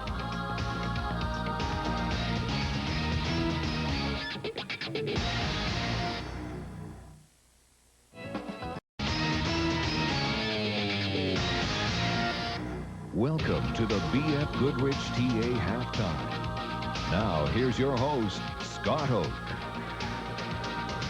We're at the half at Winnipeg Stadium where the Bombers trail by 10 as they try to nail down the last of 5 playoff spots available in the CFL's North Division. This game will finalize the standings in the North, where the first 4 postseason berths have long since been claimed. Calgary finished 15-3, albeit with 2 losses in their last 3. Edmonton might be the hottest team in the league. BC snapped its 5-game losing streak last night, and Hamilton's facing Baltimore today, but the Cats can finish no better than 4th. Winnipeg must win today to take 5th. So it's Hamilton at Calgary in one North semifinal semifinal next Saturday. BC at Edmonton, and the other a week today. The last playoff berth in the North is up for grabs because of BC's win over Saskatchewan last night. Lions assembled all the offense they required in the first half. Corey Philpott's 64-yard touchdown run was the second major of the game, 22nd of the year, a CFL record, and the Lions led 14-3. BC defense took over in the fourth quarter with 3 interceptions of Tom Burgess. Lions were down by 1 when James Jefferson's pick set up Lou Pasaglia's winning field goal. This with about 7.5 to go. Saskatchewan offense could not answer, and BC stopped a 5-game losing streak on a 30-25 victory. So the Riders failed for the second straight week to confirm a playoff spot. Mind you, they can still get there if Ottawa hangs on and beats Winnipeg today. Bobby Jurison's one of 37 Riders who just wishes it was otherwise, and perhaps that the Green Riders had their fate in their own hands. He joins us now from the Riders Hotel in Vancouver. Bobby, how tough is it to watch today with all that's at stake? Well, I tell you what, I hope the Riders out there can finish the job that we couldn't do last night. We had an opportunity to get ourselves into the playoffs, but things didn't work out for us. And Bobby, what happened last night in a game that obviously meant the world to the Riders? Well, the games have been meaning the world for us since Labor Day weekend, and I think our defense has come a long way, and I can't talk about our offense because I don't really know what's going on that side of the ball, but defensively I think we've been playing some good ball. We gave up a few big plays, and that's why I think we lost the game last night.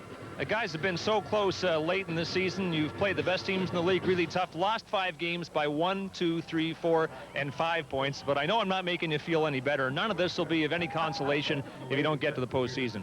Well, one of the radio talk shows back in Regina said in the last 7 games, I think we lost in a total of 33 points. And that's pretty good. And we just haven't been getting the breaks coming our way. And I just hope Ottawa can help us out here a little bit and get us in the door, get our foot in the door, because I think we can give Baltimore a heck of a game. Bobby, I know you're watching this with your teammates. Dave Van Bellingham behind you. I think he might be trying to distract you. Do you and your teammates have any motivational messages for Ottawa in the second half of this game? All I could talk about is the ex-Riders there, Burns and Bernard and Ellingson. Come on, boys, we need you. All right, Bobby, thanks for your time, and thanks to your teammates as well. Enjoy the second half of this game as best you can. So, Bobby Jurison speaking to us live from the Green Riders Hotel in Vancouver the day after Saskatchewan lost to BC. Here, Ottawa is trying to help Saskatchewan into the playoffs, and we'll return in a moment. I've been thinking very seriously about the WinStar GL 399 on the plan, you know? That's great. It's kind of big for just you. Well, I was figuring I could show the grandkids my Alberta. Grandkids, huh? The little boy, does he still bite? He's never broken the skin. And the teenager, isn't that the one they call Nightmare? That's just a nickname. I'm a selfish old man. I can't tear them away from their parents like that. It's always been Ford. Peanut butter jam sandwiches. Hey, you've got milk. Where'd you get that? You lying bovine. You said we were all out. I need that milk. Come on, hand it over. Give me that milk. Give it to me. Don't drop it. Whoa!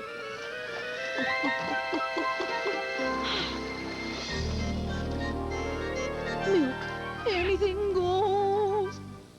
Recreation World, Canada's largest indoor game store, offers a once-in-a-lifetime value. A 4x8 Buckingham pool table. This table has a 1-inch Italian slate base, the finest solid wood rails that are burn and scratch resistant, pearlized inlaid sights, and mounted score counters. This Brunswick Buckingham table will give you, your family, and friends hours of enjoyment, and for a limited time is available from Recreation World at the value price of $22.99. It's regularly priced at $3,000. Call in today and check out the value.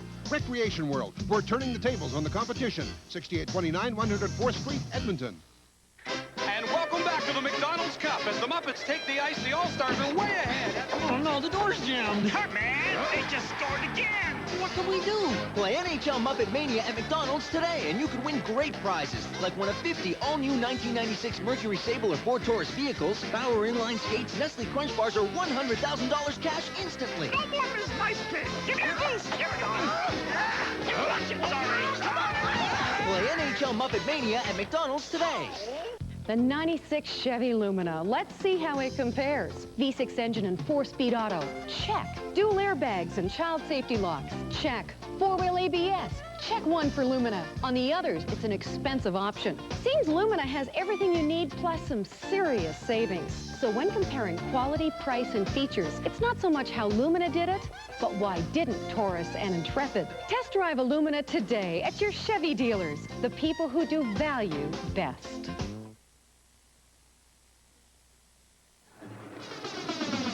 There's Government House with the legislature behind it in downtown Winnipeg. Don Whitman's house is twice as big. Back with you in Winnipeg now as we continue with the VF Goodrich TA halftime report, Bombers Trail 2010. Will it be Winnipeg or Saskatchewan finishing 5th in the north and crossing over to the south to meet Baltimore? Stallions finished first and claimed home field in the playoffs. San Antonio and Birmingham will play tonight and sort out second place. Memphis just missed the postseason, so it's Saskatchewan or Winnipeg at Baltimore next Saturday in the semifinal. And on Sunday, it's Birmingham without Matt Dunnigan at San Antonio, or vice versa, as I say, home field in that matchup to be determined tonight. James Curry with me now. Don and Dan upstairs. These are men who like to gamble, so let's gamble on the playoffs. James, should we concede Baltimore a berth in the Grey Cup again this year? Well, I don't know. Baltimore's going to have some stiff competition in the South this year. San Antonio is a much improved team, and you really have to contend with them. David Archer has really become more a complete team player this season. Yeah, San Antonio with David Archer and Mike Saunders. Birmingham without Matt Dunnigan. You got to like San Antonio's odds. Well, you like San Antonio's odds, and Mike Saunders, a great acquisition from Saskatchewan, who went down there as a free agent this season, really improved and rounded out their offense. Don, next Saturday, Hamilton and Calgary in a North semifinal. A lot of coaches complained this year that Hamilton didn't have to play the Stampeders in the regular season. Well, it was a strange schedule this year in the CFL in a number of ways, and one of the strangest, the fact that Hamilton, going up against Calgary in the postseason, did not play the Stampeders during the regular season. The big question in Calgary, who will be the starting quarterback? Will it be Doug Flutie? Will it be Jeff Garcia? I think it's safe to assume it will not be Sean Moore.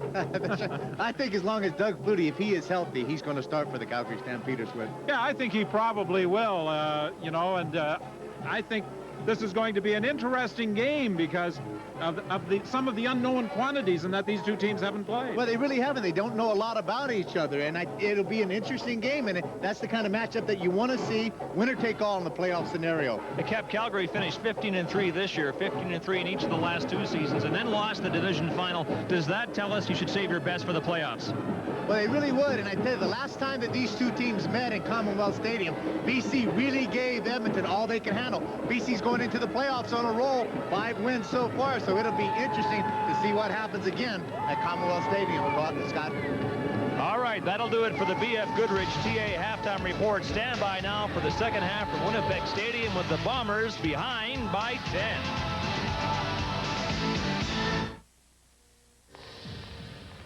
The BF Goodrich TA Performance Radio now gives you more performance than ever. Thanks to up-to-the-minute G-Wedge technology, it delivers exceptional road handling control in even the tightest turns. The BF Goodrich TA Radio. Nothing stops it from performing. Well, almost nothing.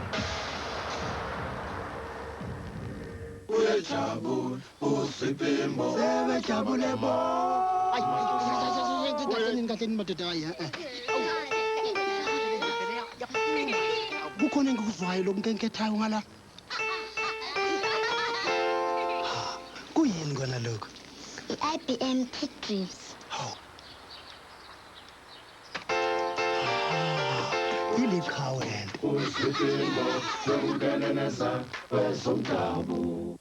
And welcome back to the McDonald's Cup as the Muppets take the ice. The All-Stars are way ahead. Oh, no, the door's jammed. Hey, man, they just scored again. What can we do? Play NHL Muppet Mania at McDonald's today, and you could win great prizes, like one of 50 all-new 1996 Ford Taurus or Mercury Sable vehicles, Bauer inline skates, Nestle Crunch Bars, or $100,000 cash instantly. No more Miss Nice Pig. Give me a boost. Carry on. Sorry. Come on. Play NHL Muppet Mania at McDonald's today. First time I'm playing Sports Select, right? 2 games, no problem. 1 more, I win. We're up 1 goal. Seconds left. And then, Rakel. He shoots! What a shot! And I'm thinking, oh no, don't blow it. I've come this far. Don't blow it now. And then, Go ahead. Then what happens? Well, he plucked it right out of the air. I won. My first crack at it. When it comes to shopping for auto parts, come into UAP Napa, because you can trust your local UAP Napa auto parts store for superior parts availability, expert advice, and friendly service. And watch for UAP Napa's Fall Frenzy Flyer. Sale is on October 2nd to October 31st. So when you need quality parts and accessories, put your trust in UAP Napa Auto Parts. UAP Napa. We are real auto parts people.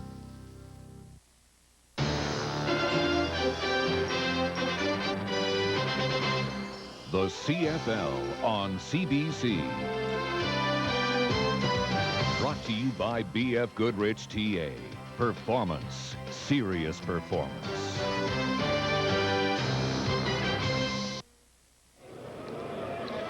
The largest crowd of the season, 27,022 watching the action this afternoon at Winnipeg Stadium. The Bombers behind 20-10.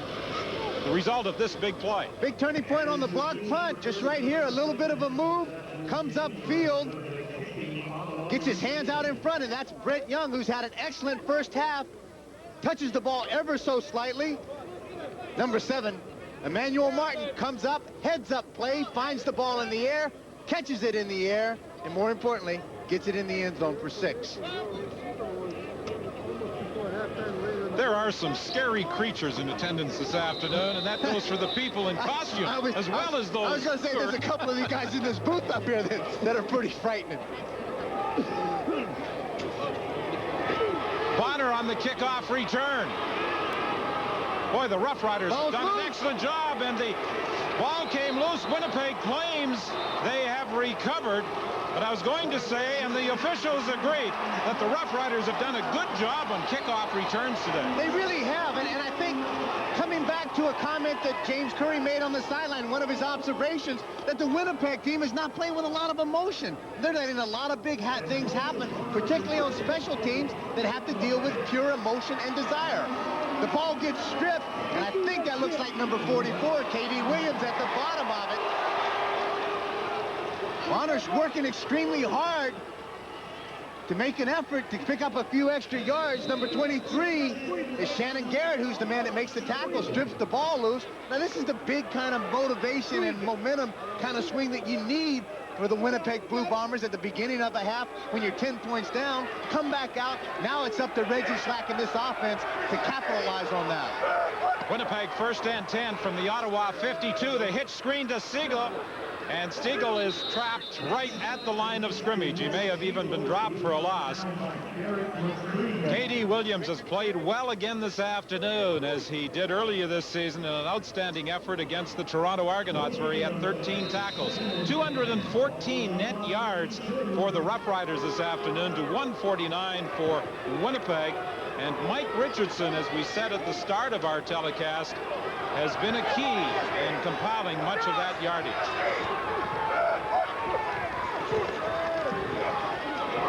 Slack dumps it off to Blaze Bryant. The ball comes loose. Emmanuel Martin has got it. Emmanuel Martin put the hit on Blaze Bryant. He knocked the ball loose. Bryant is still down, and Martin comes up with the football. Big-time defensive play by Emmanuel Martin. Reggie Slack's just going to float the ball out here. Martin's playing the zone. He's curled up on it. It's a cut call. Now he comes up and he makes the tackle. Up in the chest of Blaze Bryant. Strips the ball completely loose, jars it loose, then comes up with the recovery. It's a big-time hit, and you can see Blaze Bryant is still down on the turf feeling the effects of it. Martin is still down. Martin wasn't sure where the football was when it came loose. But he's like one of those bats. He was just dealing with sonar right then. He found it, could sense it, made the tackle, made the strip, and also made the recovery. Then now you come down to the reality of, hey, I think I may have hurt something here. And then he takes a knee and he's being attended to. Both of them are being attended to by their medical staff. So it will be Ottawa ball when we return. The BF Goodrich TA Performance Radio now gives you more performance than ever. Thanks to up-to-the-minute G-Wedge technology, it delivers exceptional road handling control in even the tightest turns. The BF Goodrich TA Radio. Nothing stops it from performing. Well, almost nothing. When Subway asked us, Bucky and Vinny, to review their authentic steak and cheese sandwich, we went to the steak and cheese capital of the world, Philadelphia. Hey, this is where they filmed my favorite movie. How about a great steak and cheese? Hey, champ, steak and cheese, please. This is very good, this is. Like it, huh? This is the real McCoy. Tender seasoned steak with melted processed cheese all on fresh baked bread. We have a winner. Subway, what a sandwich. I have lived 70 years. This is what I know. Always have your Ford serviced at a Ford dealer, and life is like a waterfall. How do you figure that? Ford technicians, Ford diagnostic equipment. No, the other part. No other parts, just quality Ford stuff. No, the other quote. Bottom line, man, I was just asking for a quote. It'll be more than competitive. No. You also said that life is like a waterfall. It isn't. It's always been Ford. Here's another BF Goodrich TA freewheeling football winner. Keep watching the CFL on CBC. You could be a winner. The Rough Riders in possession. The handoff straight ahead to Strother, and he'll pick up about 3, maybe even 4 yards.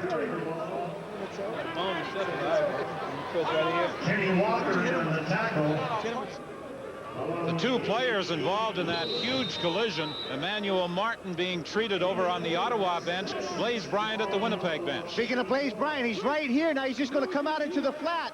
Out here is Emmanuel Martin. It's a wide side cut call, meaning the corner's going to be up. Now they're just going to dump it out there. He reacts to the ball, makes a solid play. Back to the live action. It's dumped off to Strother, and Strother looking for a first down, should have it. Taking the ball to the Winnipeg 47, tackled there by John Moten.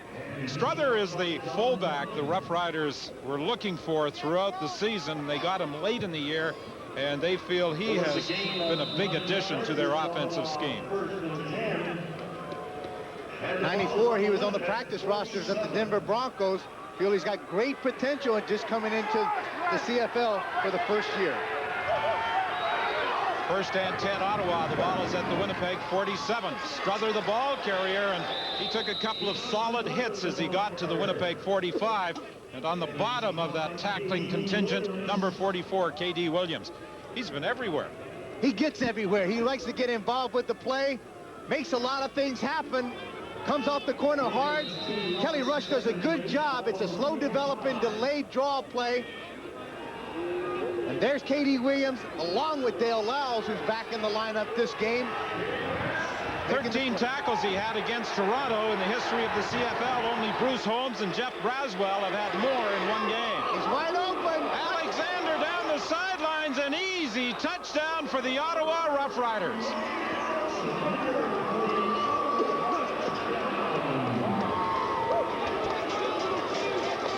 Well, the Bombers had an extra defensive back on the field for the play, but obviously there was a miscue because, as a friend of mine would say, there was nobody within a bull's roar of Ray Alexander.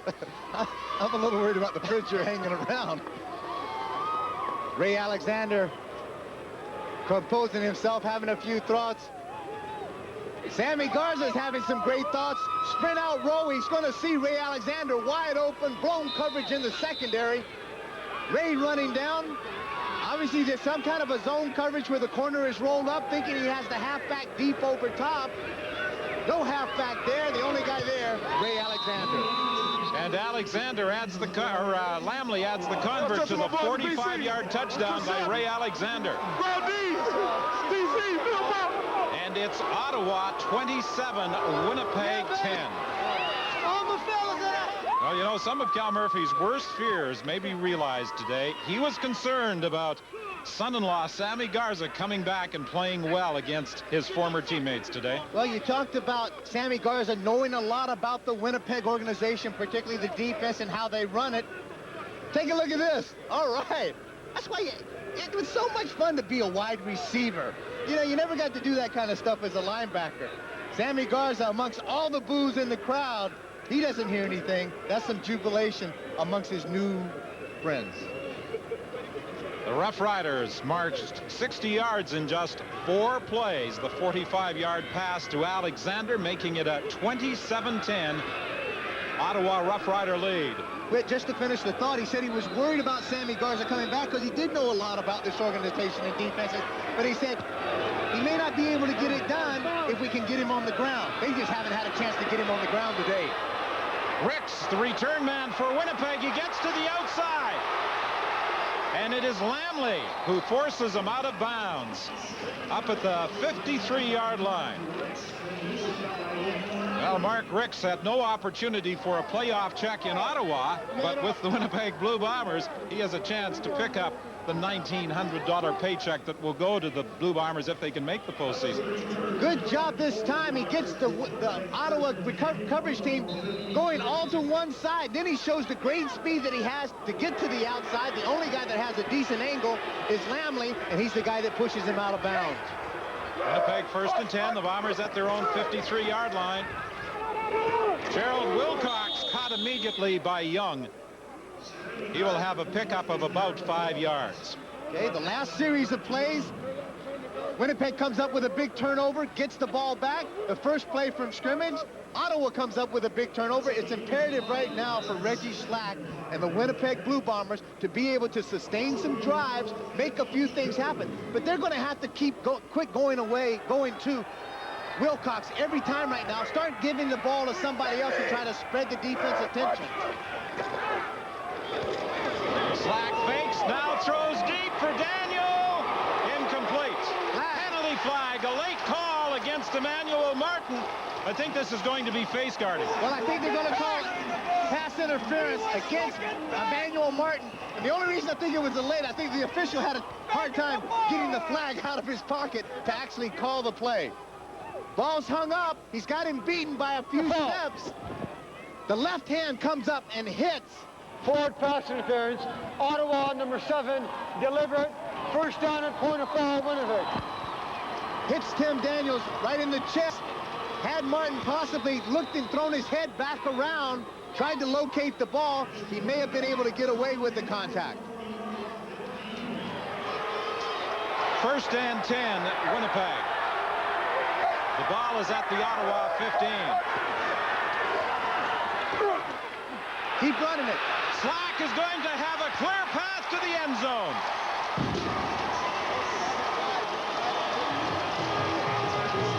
The quarterback has been the leading rusher for the Blue Bombers this afternoon, and he takes it 15 yards for the major score. That's something that Coach Cal Murphy liked about Reggie Slack, was his running ability, and he has been the best runner for Cal Murphy's team today. Reggie Slack is going to fake that shovel pass inside to Blaze Bryant. There goes the pass. The defenders start to chase it down the field. Ricardo Washington loses containment on that side, and Reggie Slack makes no mistake of getting the ball in the end zone. Point after by Troy Westwood, and again, it's a 10-point game with 9:55 remaining in the third quarter. And we'll be back with the Winnipeg kickoff after this.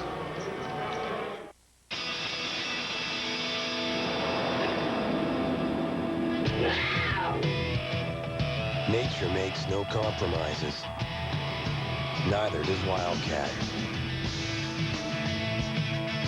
Crisp, clean, naturally Canadian. Don't compromise. Easy drinking Labatt Wildcat. Now in dry, lager, and strong.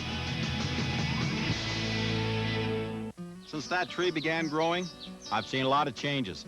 But one thing that will never change is Bumper to Bumper's commitment to service, quality, and value. It's nice to know there are still some things you can count on. Bumper to Bumper for all your car and truck needs. Asphalt. Gravel. Mud. Water. They'll just about anything. The General Grabber AP. Available at Tirecraft. with more than 80 stores in Western Canada to serve you. General Tires. They eat the competition's lunch. It's the dawn of a news day. National news on the hour, local news on the half hour, interviews and features in between.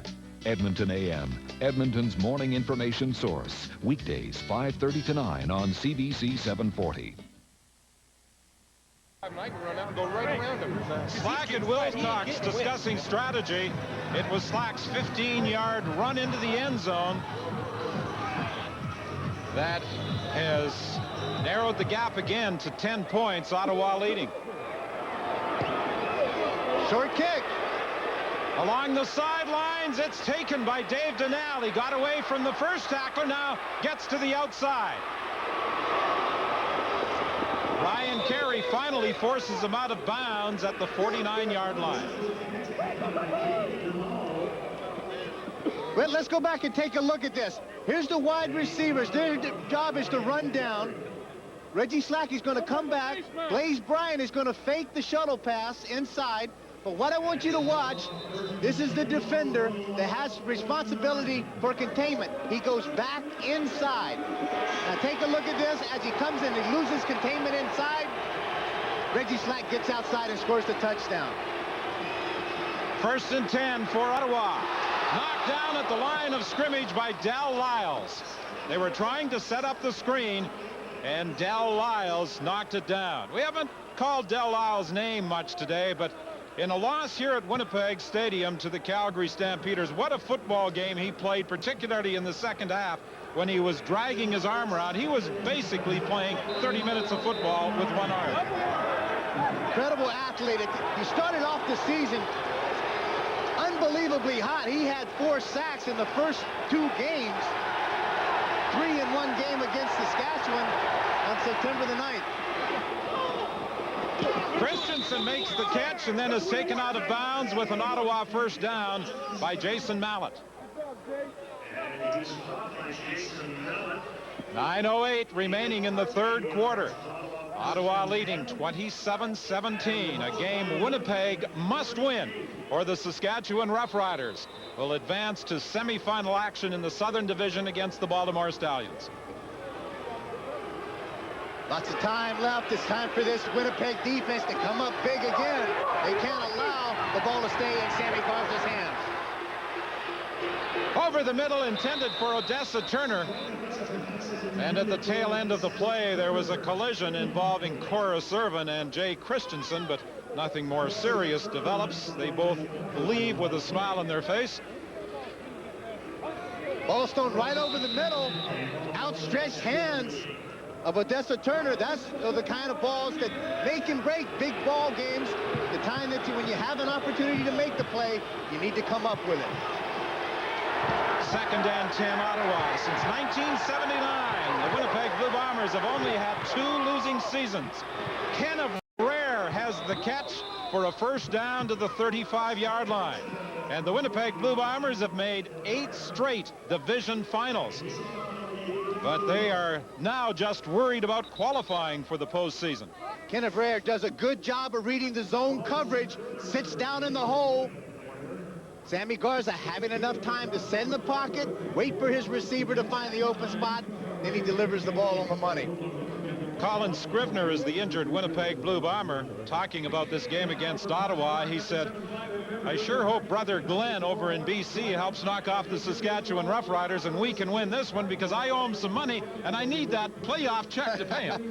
And I know because I'm a big brother. We don't like our younger brothers owing us any money. They do believe that little term out of the Bible that says that you are your brother's keeper. They think we should be all the time. Let's go to the sidelines, and here's James. This is a great situation for Sammy Garza to be in, back in Winnipeg with his team up by 10 points here in the 3rd quarter and driving for another opportunity to put points on the scoreboard, to have a chance to atone for being back here in Winnipeg. Winnipeg is playing on their heels here in the second half, and they haven't been able to figure out this Ottawa offense, guys. Well, they've had some problems. They've thrown in that extra defensive back, but every time they do it, there seems to be some miscommunication because they had the extra DB on the touchdown pass to Alexander. Well, when they had that out there, and it is pure just is communication. Somebody is not getting the calls properly in that secondary. But more importantly, I think it still goes back to something that James had brought notice to earlier.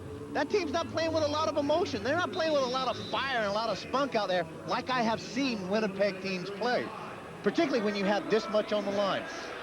Stan Mikowicz now comes into the ball game, taking over from Scrivener. First and 10, Ottawa. Hot pattern. And you talk about communication. There may have been a miscue there on the part of the Ottawa Rough Riders. Somebody didn't read it quite right. Well, I think they got exactly the kind of pattern that they wanted. Hot read. They have Richardson coming out of the backfield. Sammy Garza wanted to throw the ball to him. The mismatch with John Moulton, the linebacker. Sammy just overthrew Michael Richardson. But he gets the chance to come back. 2nd and 10. 7:45 remaining in the third quarter. Here comes the heat. Alexander could not hang on. And that's something that plagued Sammy Garza when he was a member of the Winnipeg Blue Bombers. He had a lot of passes dropped on him early in the year. Here's the blitz. The safety's out of the middle. Go to the post. It's wide open. The ball hits him right in the chest. Again, when you're a professional athlete and you have the opportunity to make big plays, you need to make them. That one slipped right through the hands of Ray Alexander. Wayne Lamley will attempt a 42-yard field goal with 7:28 remaining in the third quarter.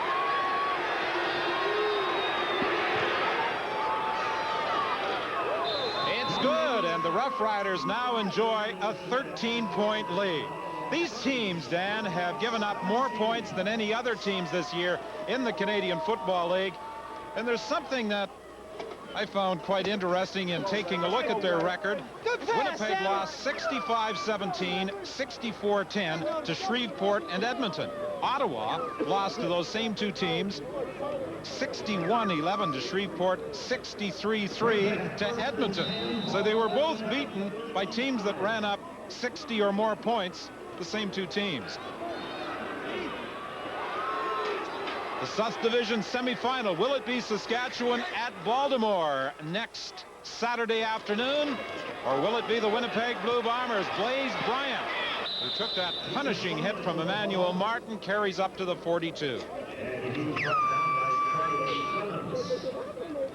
Saskatchewan will go against Baltimore if Ottawa knocks off Winnipeg this afternoon.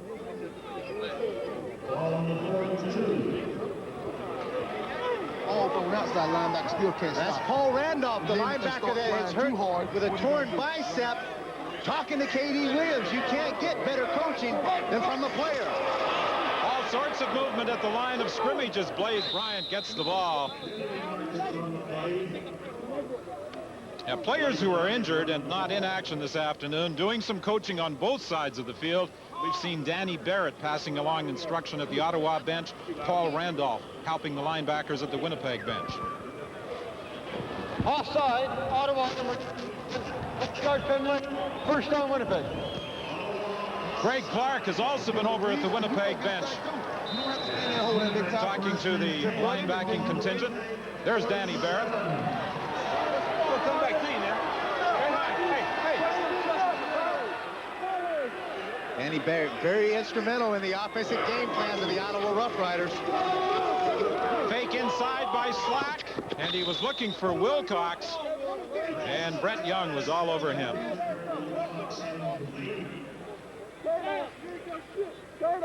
Reggie Slack trying to mix it up ever so slightly. A little fake inside, counter bootleg out around. But this Ottawa defense really doing a good job of reacting. That's Dickie Adams, the defensive coordinator. Ex-player in this league, ex-coach, knows this game extremely well. Ricardo Washington, number 35 on the side, trying to make sure he stays in touch with all the calls that are being made by Coach Adams. Slack was back in the shotgun, now steps up underneath center Dave Van Conant. He was looking for Blaze Bryant, And Slack is now 10 for 19 in the passing department for only 111 yards. Well, I really got to question the call when Reggie Slack, I know that he got pressured a bit by the time count. He only had about 2 seconds to go before the ball was snapped. But it's 2nd and 10. Ottawa's playing a zone defense. He can read that, but his read right then was to dump it to Blaze Bryant in the flat for about a 2-yard gain. This Ottawa team has been reacting to that play all game long very well. You're going to have to do something a little different. Show some imagination out there. Pressure coming again. Cameron. A short kick fielded by Martin. That may have been partially blocked again. Martin took the ball at the 50-yard line. There was a penalty marker as well. We'll sort it out when we come back. It's the most energy efficient home on the block. 900 dealer buying power. Means saving energy and saving money. For easier car starting this winter, get the Noma block heater timer. We buy big. You save big. Only $19.97 after $5 mail-in rebate. Now that's buying power. Plus lots of friendly advice. 100% Canadian owned. Insulating you from low temperatures and high prices. Great price, friendly advice at Home Hardware. Fix your eyes on this super good looking, hyper exciting, rip roaring, meet me in the parking lot, highway snorting, ooh la la. Twin cam, here I am, wheel squealing, all inclusive, all embracing, built for drivers, good for the whole family, magnificent driving machine. Hey, it's the only way to describe it. The new 96 Grand Am sedan. All new interior, technical advancements, bold new exterior styling. $18,988. Catch it only at your Pontiac dealers. How's the back, Sam? No sense of humor. I told him to get a leaf grabber. Leaf Grabber's back-friendly design takes the pain out of raking, especially when things pile up. You just pull the slider, grab a bundle, and bag it away, all without bending or stooping. It's fast, it's easy, and Leaf Grabber comes with a lifetime warranty. Hey, when you want to save your weekend and your back, just grab it with Leaf Grabber. Grab one for yourself at these participating stores. There's a good look at Brent Young on the sideline, and this is the 2nd time that he's got his hands on the football, coming right from the top of your screen. Watch how he sails out. The right hand just gets ever so slightly a tip on the ball. You can see how it changes his motion. Winnipeg called for no yards, an additional 15 yards for the Ottawa Rough Riders. Richardson, the ball carrier, tackled by Del Lyles. Same situation as the previous block punt. Emmanuel Martin made the catch only the last time in the first half. He took it 28 yards for the major score. Baltimore with a 24-17 win over Hamilton. So the Stallions have geared up for their postseason battle against either Winnipeg or Saskatchewan with the win over Hamilton. Richardson again. This time he is tackled short of the first down by Calvin Smith. Calvin Smith gets in a foot race, one-on-one linebacker with Michael Richardson. The ball stumped off. You think you got a little bit of a mismatch. Michael's just kind of tiptoeing out there. I don't think he really thought that he was going to get the football. But when he did, Calvin Smith closed on it and made the tackle short of the first down. Ottawa leading by 13, and Lamley will attempt to make it a 16-point edge. He's been good from 21, 35, and 42 yards. This will be a 47-yard field goal attempt.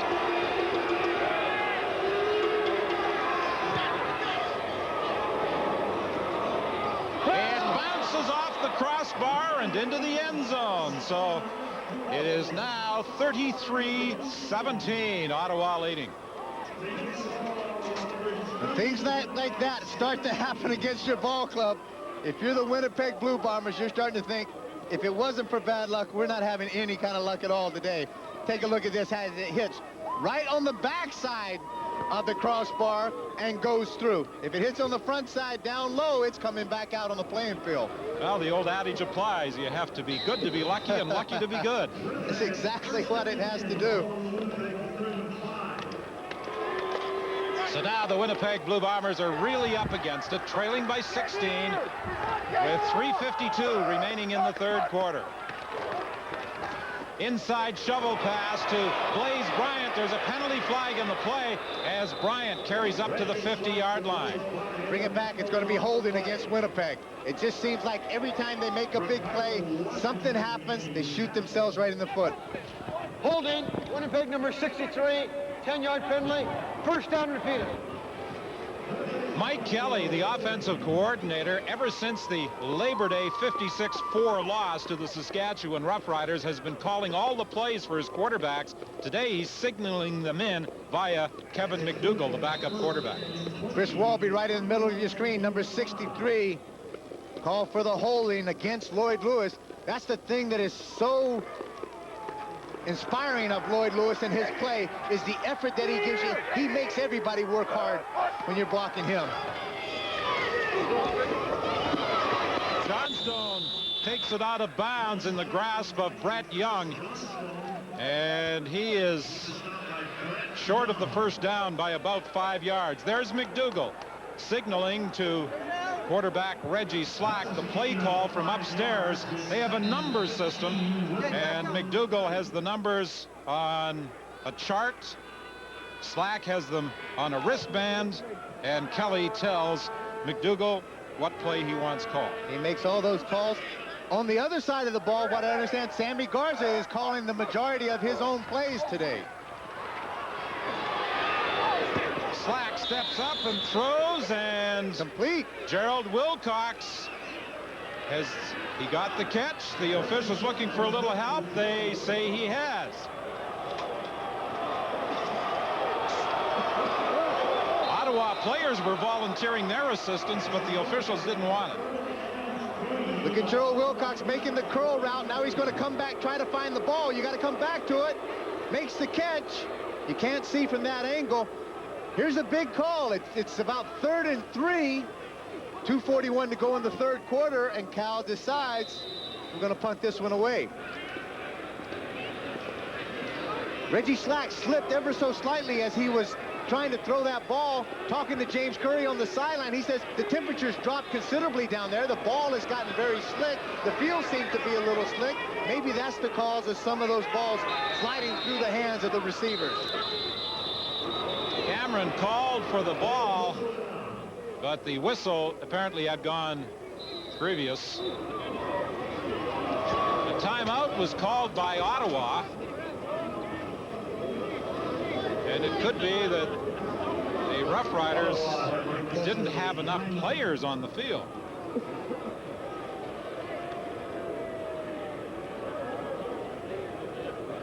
Well, it looked like they had 11. Now it seems like they're changing the return guys. You know why they wanted to call timeout? Heads-up play. Jay Christensen found out they didn't have enough players back there. They didn't have a return guy. He ran back to be the punt returner. And the coach looks over there and said, wait a minute, Jay. I know you're pretty fast, but you're just not my return guy today. So they made the switch with the return guys, and they get Ray Alexander back there now. And now there seems to be some confusion with Winnipeg, and they are gambling on third down. Not any confusion, a bit of deception on the part of Bob Cameron. And it looks as though Winnipeg has got the first down. Take a look. The timeout could not have come at a better time for the Winnipeg Blue Bombers to be able to set this fake up. Matt Pierce was the ball carrier. All it was is Matt Pierce is normally one of the up backs. As the Ottawa Rough Riders are standing around, Matt goes in, lines up, takes the direct snap, follows Dave Van Conant to center, and picks up the 3 yards for the first down. A gamble Winnipeg has taken late in this third quarter. Will it pay off? Over the middle for Wilcox. And for Gerald Wilcox, that puts him over 1,000 yards for a third consecutive season. Great catch by Wilcox, because here's where I think, Whit, as I've been saying, they're much more effective. Get this guy some room to move on the inside of the playing field rather than running him to the outs all the time. Miles Gorell, Brent McNeil do a good job on Lloyd Lewis this time, buying some time for Reggie Slack, and the completion was there. Slack throwing deep for Stiegel, incomplete. Jeter was defending against him, and Slack races all the way downfield thinking there should have been a flag. Well, Slack's just got to be very careful right now. He's got some positive things going. Don't get an unsportsmanlike conduct penalty against you. Set it up, come back again. It's 2nd and 10. Well, there have been flags in the field, flags being waved in the stands this afternoon at Winnipeg Stadium. Seam route, safety out of the middle. I think had the ball been thrown, it may have been a catchable ball. There could have been a call on that. The ball was uncatchable, so therefore no call was made. 2nd and 10 Winnipeg. They are at the Ottawa 47. 50 seconds remaining in the 3rd quarter. There appeared to be movement at the line of scrimmage.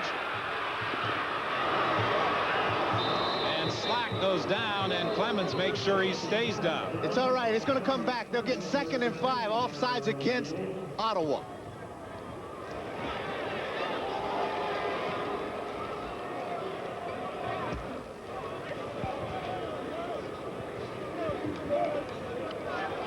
Offside, Ottawa, number 95, 5-yard penalty, 2nd down repeated.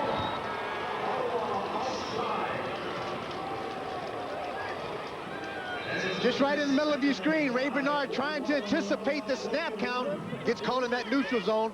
Reggie Slack had a free one, just couldn't make anything happen with it. But he still gets the ball, maintains possession. 2nd and 5.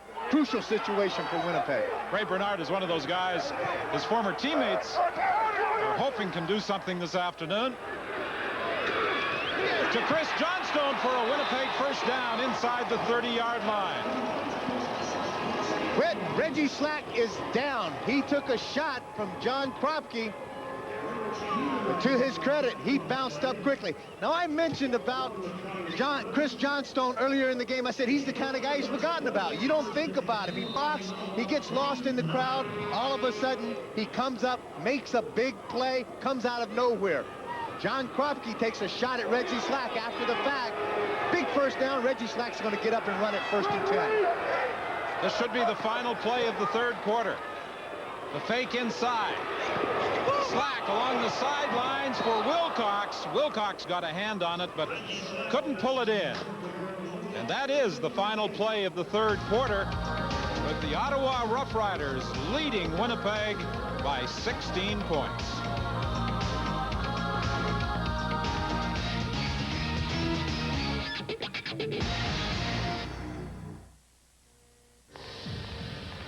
The B.F. Goodrich TA Performance Radio now gives you more performance than ever.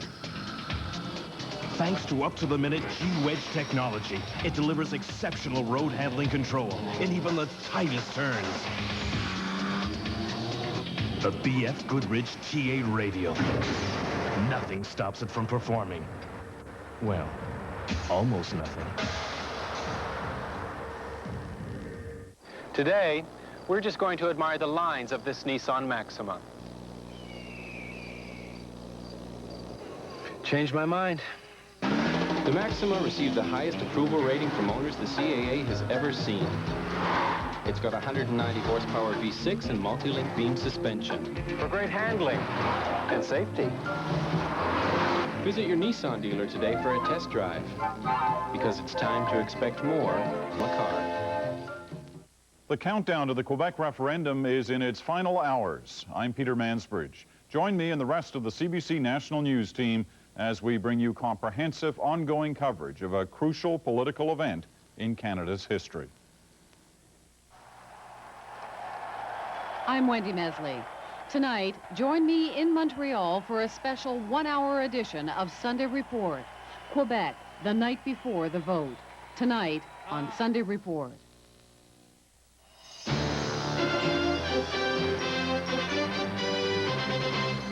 The CFL on CBC.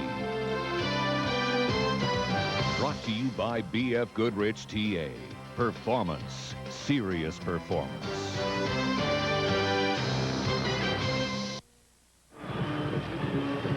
Well, if the Ottawa Rough Riders continue as they are this afternoon, leading 33-17, next Saturday on CBC television, it will be the Saskatchewan Rough Riders in Baltimore. If Winnipeg comes back in the 4th quarter, they, of course, will go to Baltimore in semifinal action in the Southern Division. The second half of our Saturday doubleheader in playoff action in the CFL features Hamilton and Calgary from McMahon Stadium. And these two teams, as we mentioned at the half, are meeting in the postseason. The first time they have played each other this year. Slack on the draw play. This has been an effective play for the Bombers today, and it is going to be close to a first down. But I don't think it really matters how close it is. Even if it's short, they're going to need to go for it. Statistically, the Ottawa Rough Riders have a big edge, 307 yards to 153 for Winnipeg.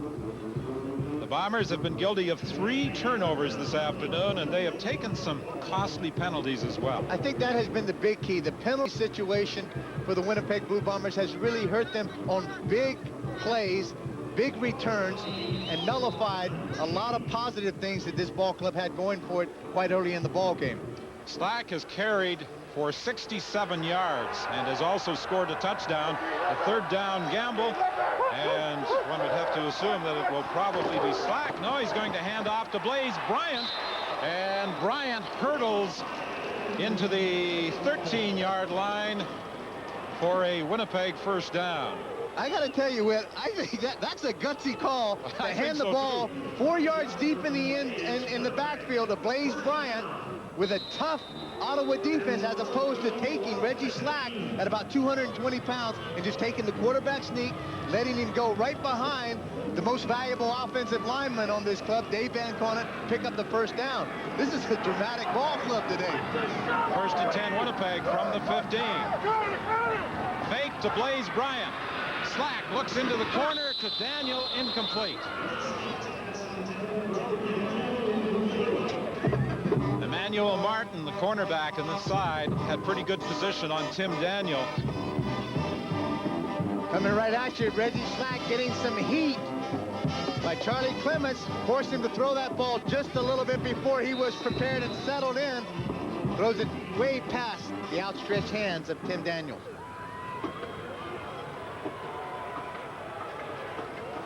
Daniel has only been able to haul in 1 pass so far this afternoon.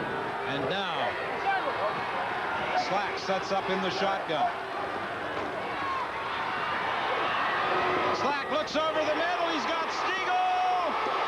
There's a penalty on the play as Stiegel is taken down at the 1. This is going to be a face mask call against Ottawa.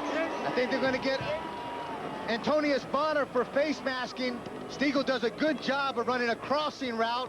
And as you run across the formation, you're able to create some cushion and separation from the defensive back. Face mask, Ottawa, number 22. There is no yardage penalty.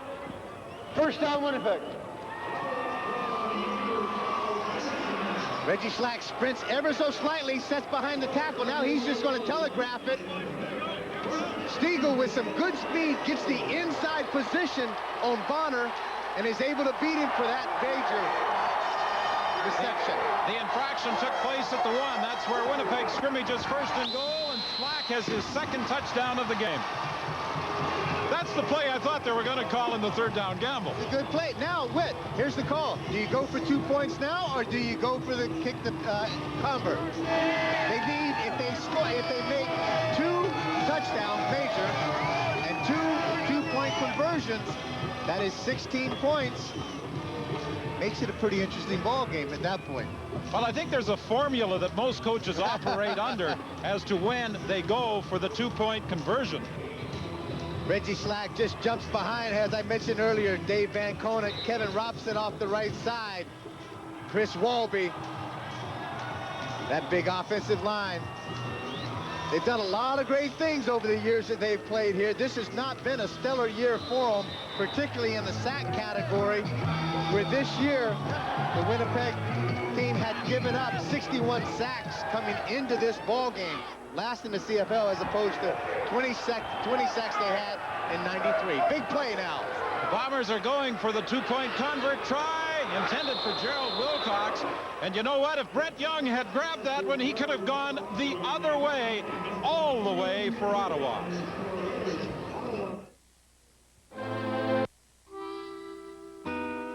Seems as if Curly's always on the phone. Well, why not? It's just 99 cents or less for 5 minutes anywhere in Alberta. 99 cents.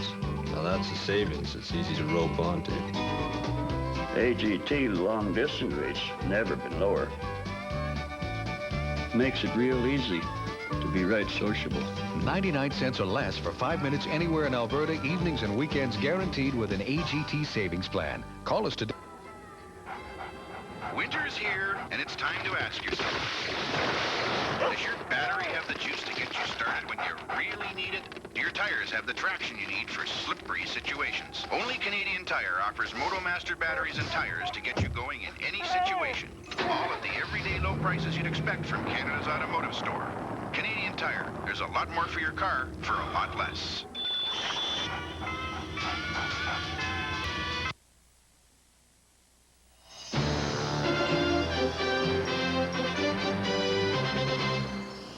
The CFL on CBC. Brought to you by AGT. We go further than long distance. Well, Kep, you're absolutely right. The Winnipeg Blue Bombers tried for the 2 points, but they still trail by 10, 33-23. You know, there are some up-and-coming young football players in the CFL. Do you recognize this young man? Yes, that's my son, Michael. Isn't this something? He was playing in a semifinal game yesterday. They actually won the ball game. Oh, guys.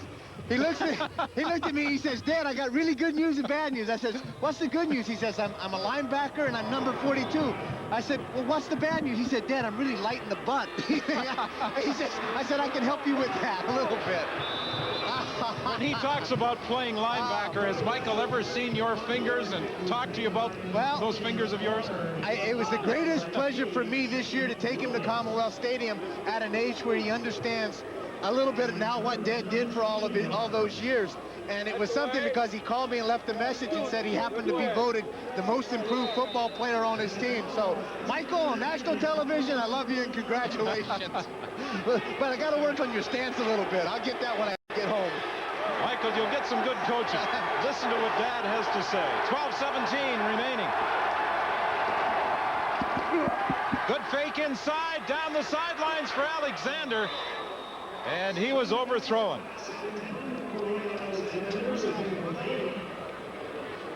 Alexander did a good job that time of baiting Shannon Garrett into thinking that he's not going to get the ball. He's just a decoy. Now all of a sudden he turns around, the ball's already thrown. Ray Alexander's going to make, just like he did in the earlier part of the game, a good adjustment to the throw. Had that been thrown just a little bit more to the inside of the field, Ray Alexander would have had a reception. But Garrett didn't totally fall for the fake. Not completely, but he was beaten by one step. That's all it takes, I guess. Oh! Jason Mallett, the safety, got his hands on it after it deflected off the fingertips of James Ellingson, but couldn't pull it in. But it's 2 and out for the Ottawa Rough Riders with 11:50 remaining. As I mentioned to you earlier, James Curry had talked about the temperature on the field, the slippery football, and there James Ellingson used those glass cutter gloves. It goes right through his hands, and Mallett has a chance to come up with a major opportunity for a turnover, and it goes right through his hands also. More importantly for Winnipeg, they have Ottawa punting. And Lamley is flushed out of the pocket. Ryan Carey in pursuit. Lamley does an excellent job of getting the kick away. Taken by Stiegel. This draws a penalty flag. This is probably going to be no yards against Ottawa as Stiegel goes down at the 22-yard line. Give Lamley some credit for on the dead run kicking that ball with Ryan Carey after him. One of the officials got involved in the collision. That's the umpire, Ken Pico. And he's feeling a little bit of pain also. The medical staff of Winnipeg is out there quickly to take a look at this. But take a look again at the snap. It's high. He comes down. The first thing you see is K.D. Williams coming right at you, so you get that panic. Now you get outside. Number 7 is Ryan Carey. Does a good job of pursuit, trying to get containment. But Lamley does an excellent job of just getting that ball off, and it ends up going about 45 yards. Only the third punt of the game for Lamley. Here's where I'd be a little concerned. Look how Stiegel's carrying the football out there. Like he's got that loaf of bread in his hands. And the first thing you want to do when a kicker comes down the field, Kerry says, hey, you made me look bad. You got outside on me. You got the punt off. Here's a little bit of payback. Let's go down to the sidelines now, and here's Scott. All right, Don, here is Greg Clark, the Bombers' outstanding player nominee. Greg, James and I have observed that you and Paul Randolph are about the two most emotional players in the Bomber bench. Problem is, you're not dressed. What are you doing to try and fire the guys up, and what's the problem? We're doing everything possible to, to get the guys into the game. And, we had a couple of bad breaks to go against us, and, the guys are young, and they're taking it the wrong way. They need to pick up and get something off of it instead of going down on themselves. A casual observer would say, Winnipeg, playoff spot in the line. You got Ottawa in your own ballpark. It shouldn't be close. It shouldn't. It should not. And we've been here before. We were here in Toronto when we should have locked that away, and we wouldn't be in this situation to start with. And we're here again, and we're trying to step up to the bat, step up to the plate, and we're not doing too hot right now. But I think it'll come together. Greg, thanks for your time. All right. Thanks. Don? And how much the Bombers miss Greg Clark this afternoon. He has been playing with a broken bone in his wrist, a broken finger, and a knee injury. And Cal, and he's scheduled for surgery. I think there was thoughts by Cal Murphy to say, hey, just postpone that a week or two. Let's get these games over with. Slack is in trouble. Penalty flags in the play. Blaze Bryant on the receiving end of the throw. It's going to go against Winnipeg. Holding on the inside. Reggie Slack trying to do everything he can to get out of the pocket, get away from the heat, dumps it off to Blaze Bryant. Cal was saying if Clark has played with those injuries for the past 3 weeks, maybe he could delay surgery for at least one more week. Well, I think maybe he could. I mean, and that's my personal feelings, and it's not 10-yard penalty, first down repeated. I mean, I'm not questioning Greg Clark at all. I think he's a great linebacker, and he's the inspirational leader on that defense, and that's what they're missing out there. They're missing somebody like him or Greg Battle, who played in Winnipeg, plays in Memphis, to go around and grab a couple of guys and say, hey, kids, we got to get in this ball game. That's what they need. Well, that's something that some people have suggested has been missing all year from Winnipeg. And there's Lloyd Lewis, and he's been an inspirational leader for the Ottawa Rough Riders this afternoon. Good look at Dickie Adams again. Calls a good call this time. Now, if you're going to make this three-step drop, you better throw it on time. Get rid of the ball now. But not before Lloyd Lewis gets in his face and puts him right on his back. It's a timing throw. Receivers have to be open. If they're not open, get rid of the ball somehow and line it up. 2nd and 10 as opposed to 2nd and extra long. Yeah. Winnipeg 2nd and 19. Handoff to Blaze Bryant. And Bryant runs it out of bounds with 10:02 remaining in the football game, and Winnipeg well short of a first down. And I don't really understand that call either, unless he realized he had nowhere to go, but you'd think he'd lower his shoulder and try and turn it upfield. Well, I think you need to try to get the ball upfield, not take it to the out-of-bounds marker. 2nd and that long. Ottawa's definitely going to be in the zone defense. Linebackers going to be off the line of scrimmage 6 or 8 yards, then get into their drop and react. If they do run the ball, that's what you want them to do. Now you're just going to use your speed, go up there, make the tackle short of the first down, exactly the way the Ottawa defense did it.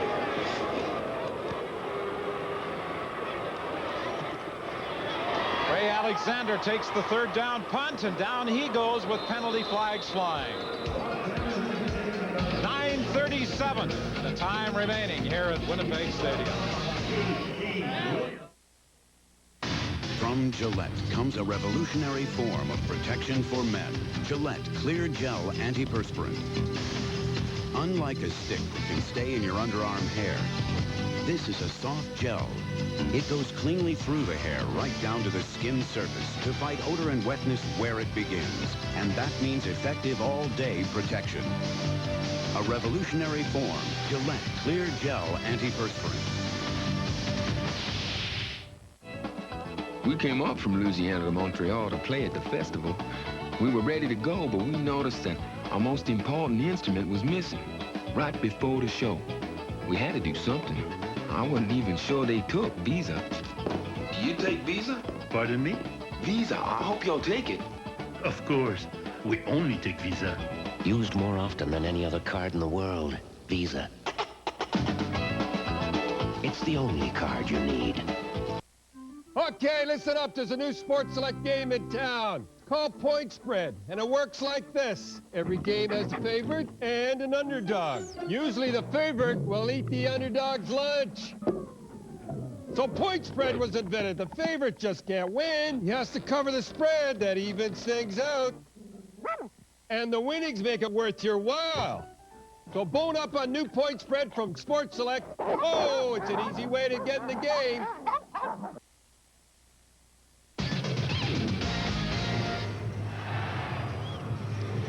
Well, all fans attending today's football game, all 27,000, were given a flag as they entered the stadium. And waving the flag is something I don't think we do enough of in this country.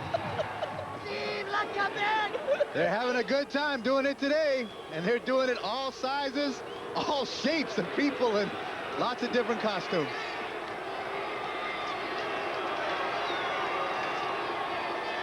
Mike Richardson, the ball carrier, continuing to struggle up to the 35-yard line. Calvin Smith is the man who got involved in the tackle along with Kenny Walker. All those Saskatchewan Rough Rider players are still glued to their television sets out in Vancouver, and in 9 minutes they'll know whether they can continue practicing for playoff action or their season is over. Come on, Bobby, give me a little smile out there, big guy. You're going to have to go to bed early. You may have to go to work tomorrow. Oh, the receiver, James Ellingson, slipped, and Corus Irvin overran it as he was going for the interception. Great play, good anticipation by Corus Irvin as James Ellingson looks like he falls on the outside. Corus Irvin getting an opportunity to get back on the Winnipeg Blue Bombers staff. And to start today, he was listed as a backup to begin with. Well, Lamely hopes he doesn't have to run for his life before launching a third down punt this time. This is only his 4th punt of the ball game.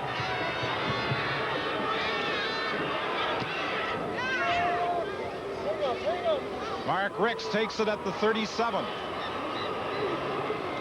Nowhere to go, and Winnipeg will be scrimmaging from their own 43, 1st and 10.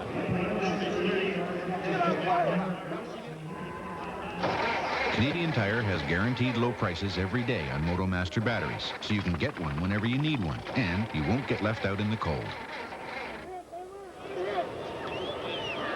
8:18 is the time remaining for some of the veteran members on this Winnipeg football team. If they don't qualify for the postseason, it will be a new experience. It's like when you played in Edmonton, if you didn't go to the Grey Cup, it was a new experience. Well, I was very fortunate through the 10 years that we did not miss the playoffs.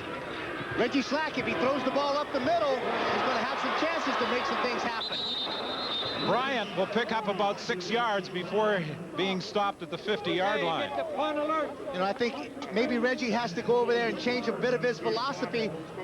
Initially, when he came into the ball game, they were going to run what we call a search series, where the back goes into the flats, or the back goes up the seam, and then the quick out by the slot backs. Ottawa's been playing an excellent zone defense and playing that kind of patterns. The middle has been open, and there's where a guy like Wilcox is most useful. Toss inside to Bryant, and he slipped as he tried to make the cut, stopped about 2 yards short of a first down.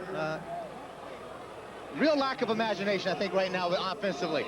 This is not a play that has had any success whatsoever through the course of this game. If you're going to run the ball inside, you've got to pick up 6 yards, and this Ottawa defense has really been reacting to it, and you can see the look on Mike Kelly's face. Kind of tells you some of the concerns that he has. To the point that if he called the play, all they have to do now is execute it. Dick Adams on the other side, calling a good defensive game. Alexander has to dive to make the catch on Cameron's 3rd down punt. The wind seemed to affect that ball and cause it to dip perhaps a little sooner than Alexander thought. Well, Sammy Garza at the University of Texas in El Paso had an outstanding collegiate career. Came to the Winnipeg Blue Bombers, primarily a backup all during his career in Winnipeg. He married the daughter of Coach Cal Murphy, and that, of course, created the Sammy son-in-law stories. And fans can be cruel sometimes. They suggested the only reason he was on the team is because he was the son-in-law. You know what? Some of those same fans right now might be wishing that Sammy was throwing footballs for Winnipeg rather than Ottawa. I know.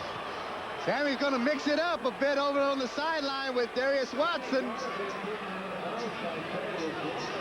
And it is tough. I mean, if fans get very vicious at times at some of the remarks that they say, and I suppose with the, the price of the ticket, they feel that they have the ability to be able to say those things or do those things. And professional athletes are people, and they're men, and some women also, but not in this football game. But they're guys who's going to react, and they get hurt, sometimes when things like that happen. And I'm sure that Sammy Garza is one of those guys also. Big trade that took place with Sammy coming to Winnipeg, and also Sean Moore, the quarterback, going from Winnipeg now in Calgary. Sean Moore looked like a really super quarterback the other day, so maybe Ottawa lost somebody. Moulton in pursuit. The pass is picked off, and then it comes loose. Winnipeg has got it. Corus Irvin comes up with the football as Paul Randolph is celebrating at the Winnipeg bench. Now take a look at the kind of enthusiasm that Randolph had. Now you see how composed a guy like that is. That's what we're talking about. We're the experts when it comes to saving. We're in the aircraft parts business, a son and pop operation. AGT does help us. 99.9% of the business we do is through the phone or the fax. You can jump in there. Right? I mean, we live and die by the phone. 3 minutes in Alberta only cost us 99 cents. We've shopped around. We save money and we save time and aggravation using AGT. Anytime you can get long-distance telephone service anywhere in Alberta for less than $1, you've got a good deal. We took the most comfortable full-size pickup on the road and made it more comfortable. We took the most thoughtful interior on the market and made it more thoughtful. We took the biggest cab in the industry and made it bigger. The new Dodge Ram Club Cab. First we changed the rules, then we stretched them. From Dodge, Canada's truck stop. Since that tree began growing, I've seen a lot of changes.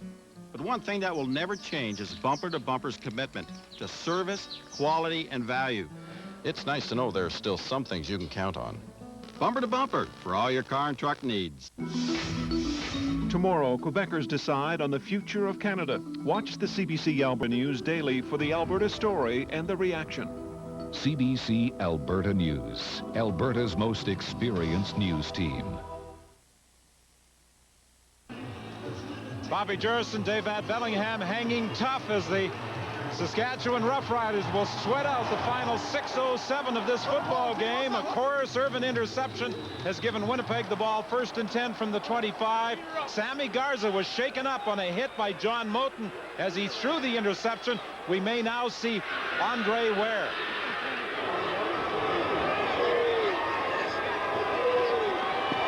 Reggie Slack looks over the middle into the back of the end zone, and he could not find Milt Stegall. A throw that maybe Sammy Garza shouldn't have tried to make. John Moulton right on his back, throws it into a crowd. And here's the hit that John Moulton takes Sammy Garza down on that right shoulder. And maybe that's the effects that he's feeling and the reason that Andre Ware is warming up on the sideline.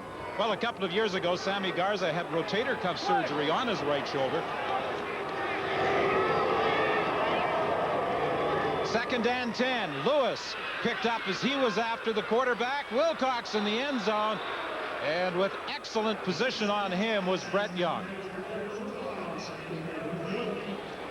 Well, there's some things that I don't want to say that Mike Kelly is making some bad calls, but he's got to make the initial call. Maybe Reggie Slack sees something at the line of scrimmage and makes an audible, but the deep pass hasn't been there. You got to make some possession catches. You got to make some first downs. You need to pick up 10 yards, keep this drive alive. Most importantly, get into the end zone. What they do now is either you score the touchdown now, try to kick the field goal later, but as they're doing, reverse it, kick the field goal now. Westwood. He slipped. With the three-point effort, even though he did slip. But he kicked it out of the hold of Bob Cameron, and it's a 7-point game with 5:06 remaining. The Blue Bombers, with a tie, will move to the semifinal game against Baltimore. Westwood is fortunate that with the slip, he was able to put it through the uprights. With very shades of Dave Bridgeway missing a field goal at Commonwealth Stadium. Take a look. They saw when he slipped it and he fell on his keister. They thought maybe he kicked it wide. So now Andre Ware has come in. Pardon me, make it. Is it Andre Ware or Jay Messias? It is Andre Ware in at quarterback. Hand off to Richardson, and Kelly Rush has got him. It's a good position to get him. Great defensive play up front. New quarterback in, new count. The quarterback slips coming out from behind the center. Richardson slips coming out, doesn't get a good takeoff. The only people that don't slip is K.D. Williams in that defensive front four of the Winnipeg Blue Bombers. They're all to welcome him and stop him for very little gain, if any. 4:39 the time remaining. Winnipeg Blue Bombers need a tie to advance to the semifinal against Baltimore, and K.D. Williams trying to inspire this crowd of 27,000, trying to get them involved. We had a great situation. You've got a quarterback that's been standing on the sideline for 3.5 quarters. Second and long, he hasn't thrown a pass, and it is a passing down.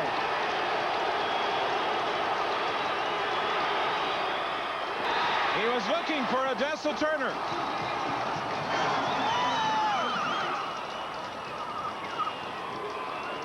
Richardson a little slow in getting up.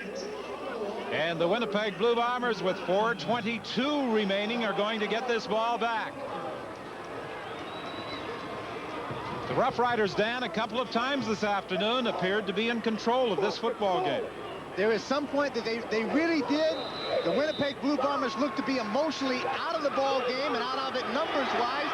But then there has been some big change in the momentum. The Mo has switched over to the Winnipeg Blue Bombers right now. Bad kick. Lamley's kick bouncing back towards the line of scrimmage, and it goes out of bounds at the 54. So the Winnipeg Blue Bombers are going to scrimmage in excellent field position with 4:06 remaining. And again, I'm just stating my opinion to the fact that this defense of Ottawa has not been to the deep pass a lot. Wilcox got one earlier in the ball game, but nothing after that. It still constitutes that Winnipeg is going to have to march this ball down the field with almost 4 minutes to go, pick up some first downs. Don't go for it all at one time. Slack was able to escape the initial pressure. Now he's in trouble. Gets a block. Downfield pass, incomplete. Penalty flag. Emmanuel Martin had his back to the play as the pass was intended for Wilcox. Emmanuel Martin actually pushed Wilcox off with his right hand as the ball was in the air, and it will be intentional pass interference at that spot. Big game, big break for Winnipeg.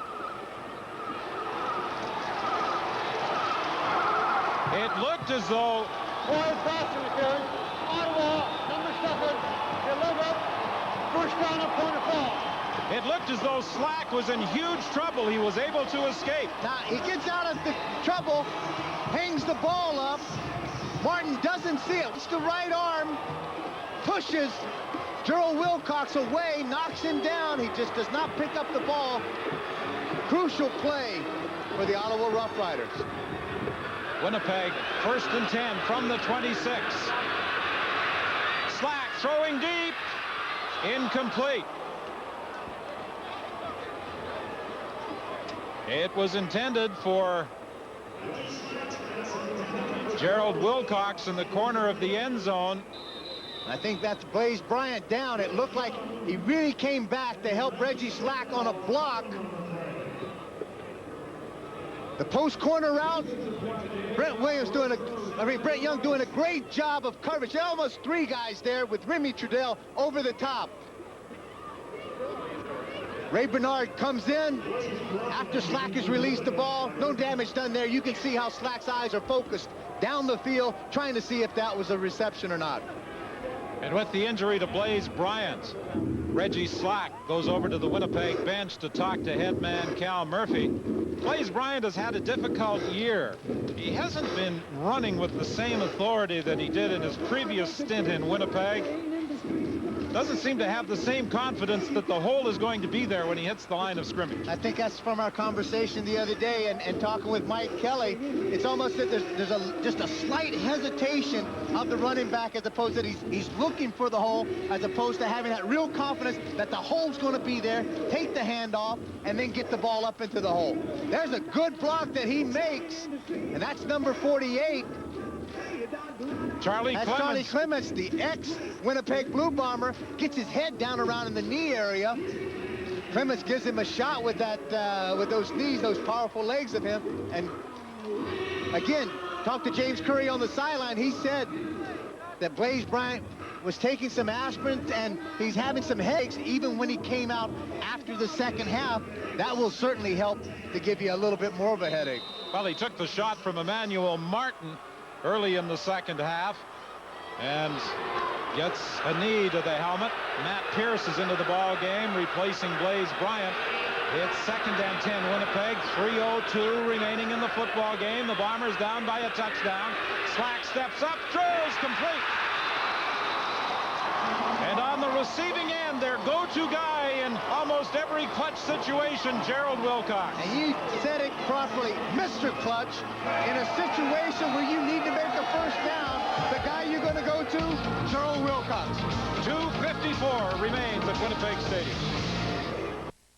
When it comes to shopping for auto parts, come into UAP Napa, because you can trust your local UAP Napa Auto Parts store for superior parts availability, expert advice, and friendly service. And watch for UAP Napa's Fall Frenzy Flyer. Sale is on October 2nd to October 31st. So when you need quality parts and accessories, put your trust in UAP Napa Auto Parts. UAP Napa. We are real auto parts people. Fix your eyes on this super good-looking, hyper-exciting, rip-roaring, meet me in the parking lot, highway snorting, ooh-la-la. Twin cam, here I am, wheel-squealing, all-inclusive, all-embracing, built for drivers, good for the whole family, magnificent driving machine. Hey, it's the only way to describe it. The new 96 Grand Am sedan. All new interior, technical advancements, bold new exterior styling. 18,988. Catch it, only at your Pontiac dealers. Hockey's been part of our community for decades. So has Edmonton Power. We've been providing dependable, affordable power since 1902. In 1996, we'll face competition for the first time, but our time-honored commitment to efficiency and service is something future generations can count on. Our goal to deliver top-quality service will never change. We're proud to be part of Edmonton's history, and we look forward to the future. Edmonton Power, in partnership with our customers. Welcome back to Winnipeg Stadium. It's been a total change of emotion down here on the Winnipeg sideline. The players are up there enthusiastic and cheering on their offense, where they were totally flat in the first half. Don? Well, they have reason to be standing and cheering right now because the Bombers are 1st and 10 from the Ottawa 13-yard line. Movement at the line of scrimmage. Reggie Slack took off with the football, but the whistle had already gone. Long snap count by Reggie Slack. Very smart offsides against Ottawa. And I think they're going to get Lloyd Lewis, 76. Offside, Ottawa, number 76, 5-yard penalty, still first down. So Lloyd Lewis, who has played so strongly this afternoon, is guilty of jumping prior to the ball being snapped. Right at the top of your screen, and Reggie did this on purpose. Went up there, the count went on like 4 or 5. The ball wasn't snapped, and those defensive guys anticipating the snap. First and 5 from the 8. Slack looking, throwing into the end zone. Touchdown! Tim Daniel.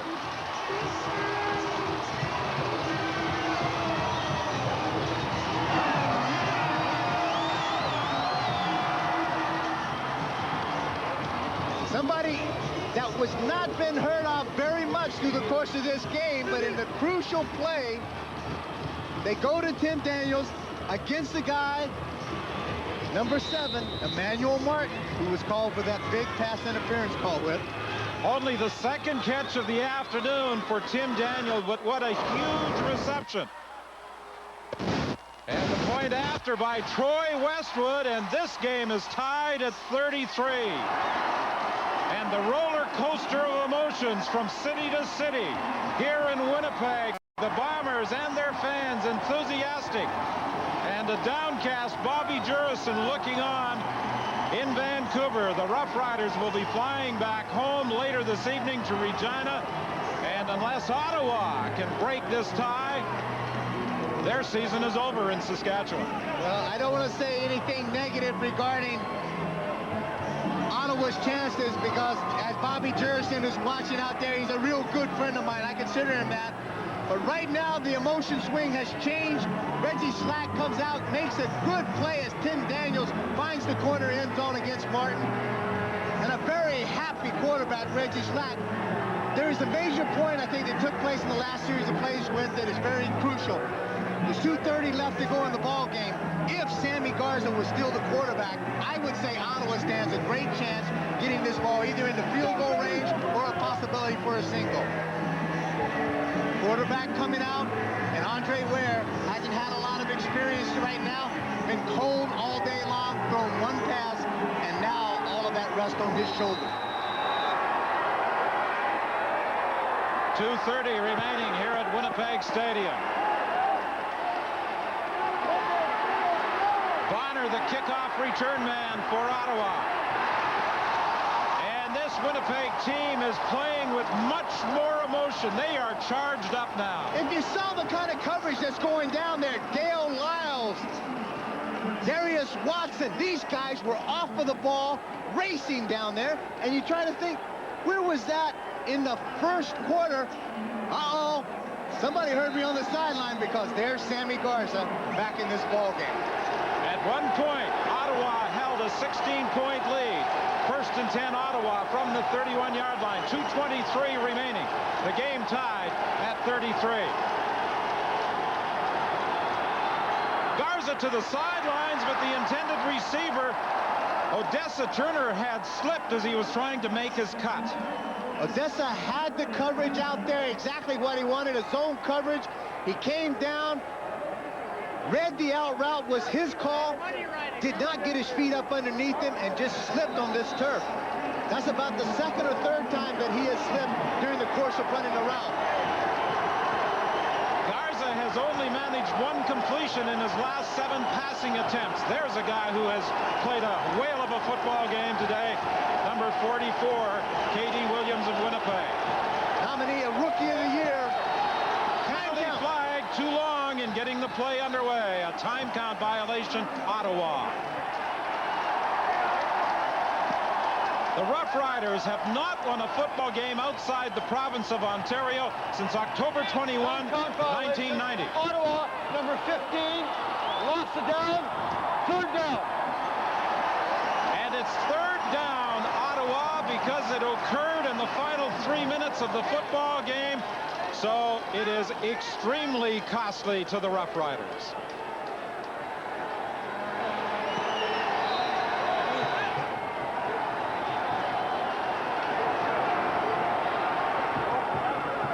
Short kick again, Whit. Lamley is racing up, trying to get to it. He may be there. He got it. Oh, it comes loose. Who's got it? Lamley came roaring up, dove for the football, but it bounced out from underneath him. Winnipeg's got it.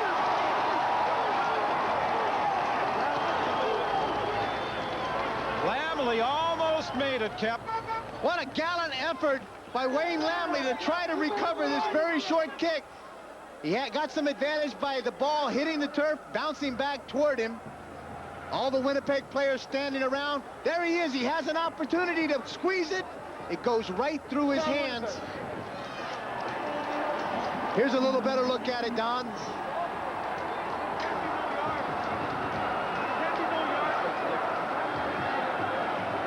Well, with the ball loose, the Winnipeg Blue Bombers come up with the recovery. And we've got 2:09 remaining. A tie will send the Bombers into the postseason against Baltimore. Well, as everybody knows in the Canadian Football League, 2:09 can be an eternity, and Winnipeg has not been exactly the greatest through the course of this game of making possession drives and making a lot of first downs. They're going to need to make 2 or 3 first downs.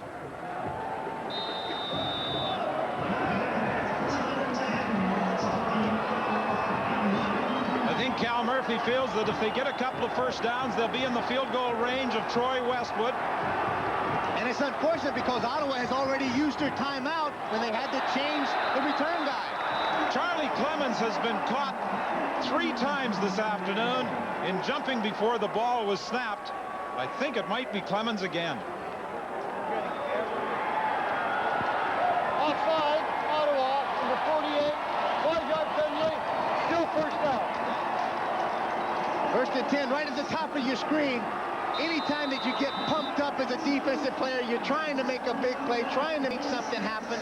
There is an opportunity to be aggressive, but you have to be disciplined with your aggressiveness. Troy Westwood thinking about the final 2:08 of this football game and what his role might be. There's the pass to Blaze Bryant down the sidelines and out of bounds. He's back in after being shaken up earlier, and he is complaining about a late hit after he had crossed the sideline. Ottawa this time leaves the flat wide open. Blaze Bryant comes out, steps out of bounds, takes the shoulder from number 7. That's Emmanuel Martin, and Martin just probably taking out a bit of frustration on Blaze Bryant because he's been victimized a couple of times in the course of this 4th quarter. Good blocking up front by the Winnipeg Blue Bombers. These are guys that have a lot of years, and they have more pride than they do have years. 2:03 the time remaining. The handoff inside to Blaze Bryant. He breaks a couple of tackles, and he gets inside the 20-yard line.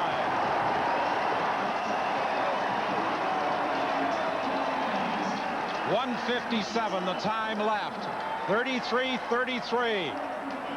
A tie or a win will send the Winnipeg Blue Bombers into the postseason. Mike Kelly, the offensive coordinator, signaling the play for Reggie Slack to call through Kevin McDougall on the sidelines.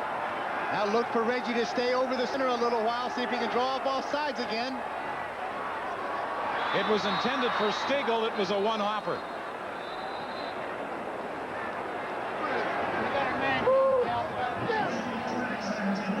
Cal Murphy, you can see the frustration on him. He had exactly the play set up. Stigl, the hitch screen again to him to the backside.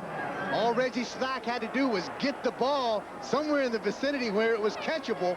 Instead, he short-hopped it. So Reggie Slack now comes over to the bench to talk to Coach Cal Murphy. The injured ball player is Derek McCready. Derek McCready got a big block, I think, again, by Dave Van Coen at the center, who was pulling out underneath on that hitch screen. Just at the left of your screen, gets the head in front, catches that knee, and that is a horrible angle to get hit at. Derek McCready feeling the pains of that cut block. Talking about Dave Van Coen, offensive line coach Rod Humanuk says he's only missed 2 offensive assignments all season. You know, I was talking about that. I said, how many plays do you think you've gone through in the course of the season? He says, I know exactly. It's 1,044 plays, and there's a man that's only been wrong twice. You know something? You and he have a lot in common. You've done probably like 10,044 games in your life. Yeah, but I've been wrong a lot of times and made a lot of mistakes, Kev. Well, at least I can strive to get to your level. I made a lot more mistakes. 1:33 the time remaining as Derek McCready, shaken up for the second time in this football game, heads off. Paul Yatkowski comes in as his replacement. See, Derek's a little upset with that, and he may have good reason just at the angle that Van Conant made that cut block on him. Could have felt it was a clip from behind. The coaching staff's grayed out offensive linemen after every game. Big Dave, a substitute teacher. Today, he's given a good lesson. And off to Blaze Bryant. Bryant gets it down to the 10-yard line. Now they are, depending on the measurement, if they don't have it, just inches away. Third down coming up. What do you do? Kick the field goal. 1:27 remaining. Kick the field goal, take the points right now. If it's short like this, forget it. We don't even get to talk about it. First down, Winnipeg. Bryant got just enough. Well, you talk about guys coming back after being knocked around earlier in this football game. Blaze Bryant on this drive has made some major contributions after going out for a couple of plays after taking the hit from Emmanuel Martin. And they've done it with the rushing game. I'm trying to figure out where that was there the first quarter. Bryant again, he takes it down to the 6-yard line. He's getting work on this drive with 1:09 remaining. Bryant has picked up 35 yards since coming back. And now Matt Pierce comes into the ball game. Chris Johnstone comes out. Blaze Bryant's a guy that's always turned out great numbers. Last year, 94, 1,289 yards, 10 touchdowns in 16 games before he went out with a torn ACL joint.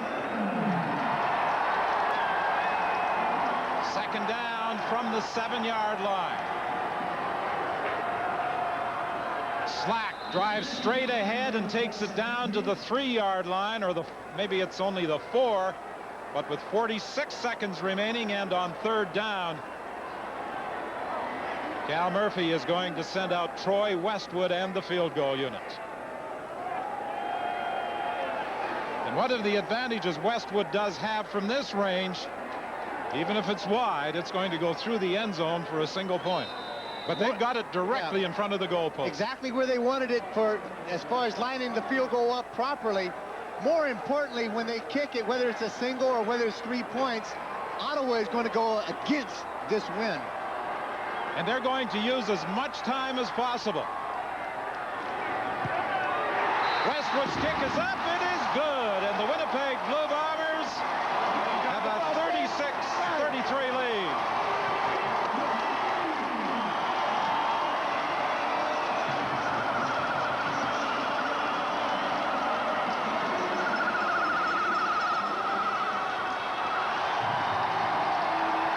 What's important now is all the excitement and all the enthusiasm and all the emotion that we're hearing and what you're seeing with the players out there. On both sides, the Winnipeg Blue Bombers have to realize that's what it takes. If you get into a playoff situation, you have to play 60 minutes with that kind of emotion. And you see the reaction at the bench on the successful Westwood field goal, giving the Bombers the lead for the first time since the second quarter when they were in front by a score of 7-3. Garza's pass over the middle intended for Alexander and Christensen in the same area, knocked down by John Moten. John Moten in the vicinity, getting a chance to play the middle linebacker position.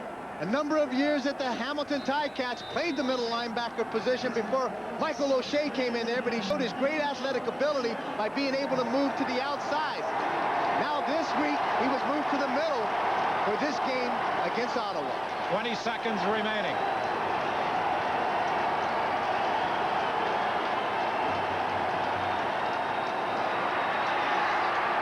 Garza keeps and is going to be stopped about 3 yards short of a first down. Initially, he was looking over to the sidelines for the team's leading receiver, Odessa Turner. Found that he was covered by Poole. And now with 14 seconds remaining. Well, Ottawa's doing something pretty smart right now. The old veteran James Ellington is taking a knee, getting some attention medically to give Ottawa a little chance to get in the huddle, recoup some composure, and try to get on the same page for their next play.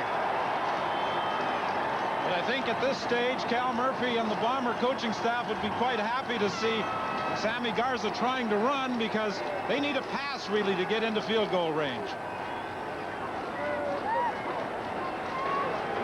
Concerned look on the sideline of the Winnipeg Blue Bombers, especially on the face of Cal Murphy. Here it is, folks.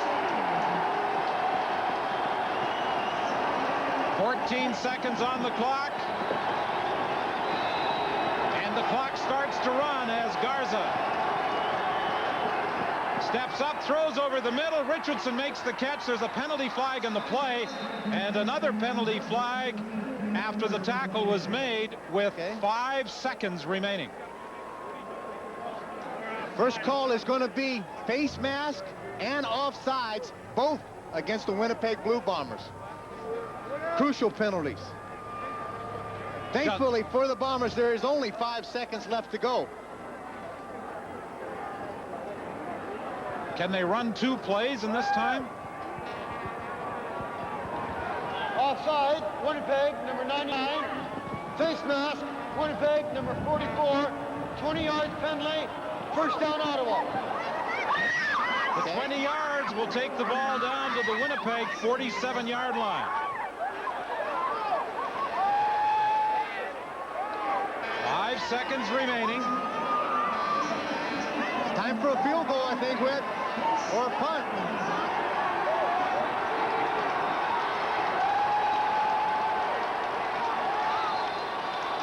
Wayne Lamley was a little slow in getting on the field, but this will be,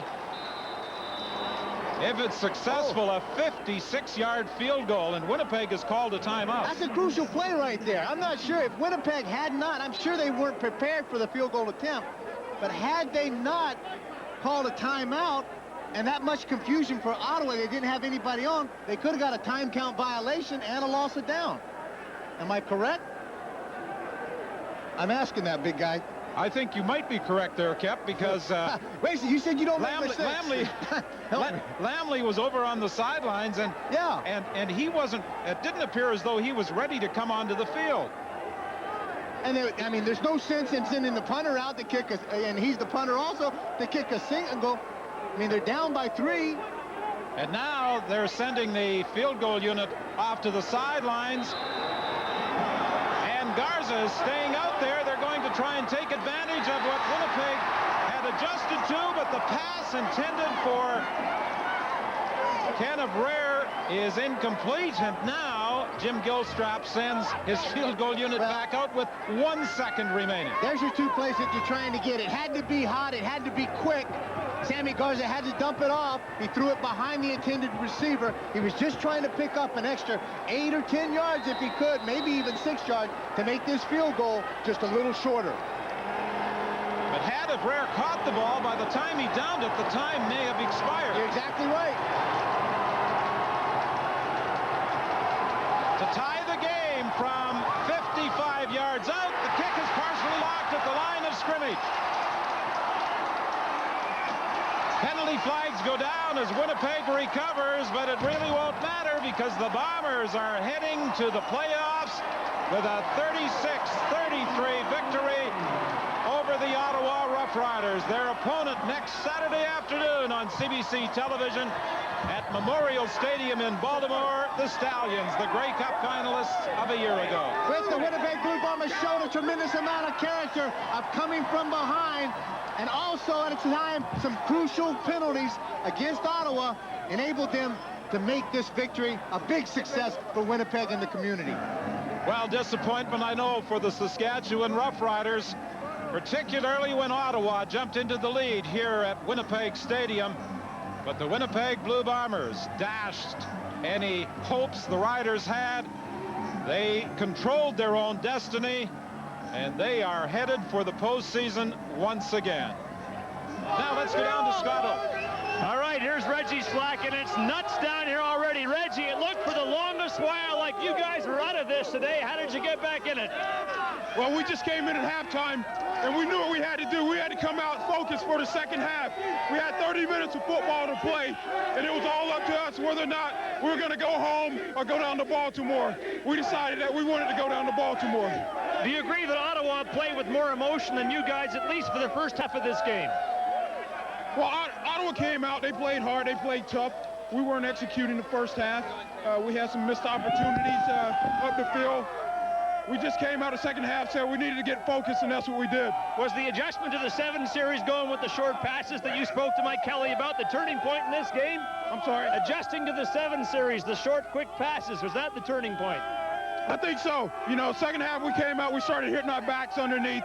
Their linebackers were dropping 10, 12 yards downfield. Blaze Bryan got involved in the game. He had a great second half, and we were able to control the football and put some points on the board. What about the date with Baltimore now? Quickly, the date with Baltimore. We got to get focused. We got to get focused. Go down and play Baltimore. Play them tougher than we played them the first time. Thank you, Reggie. And so the Bombers make it 16 straight years in the playoffs, the result of a 36-33 win over Ottawa.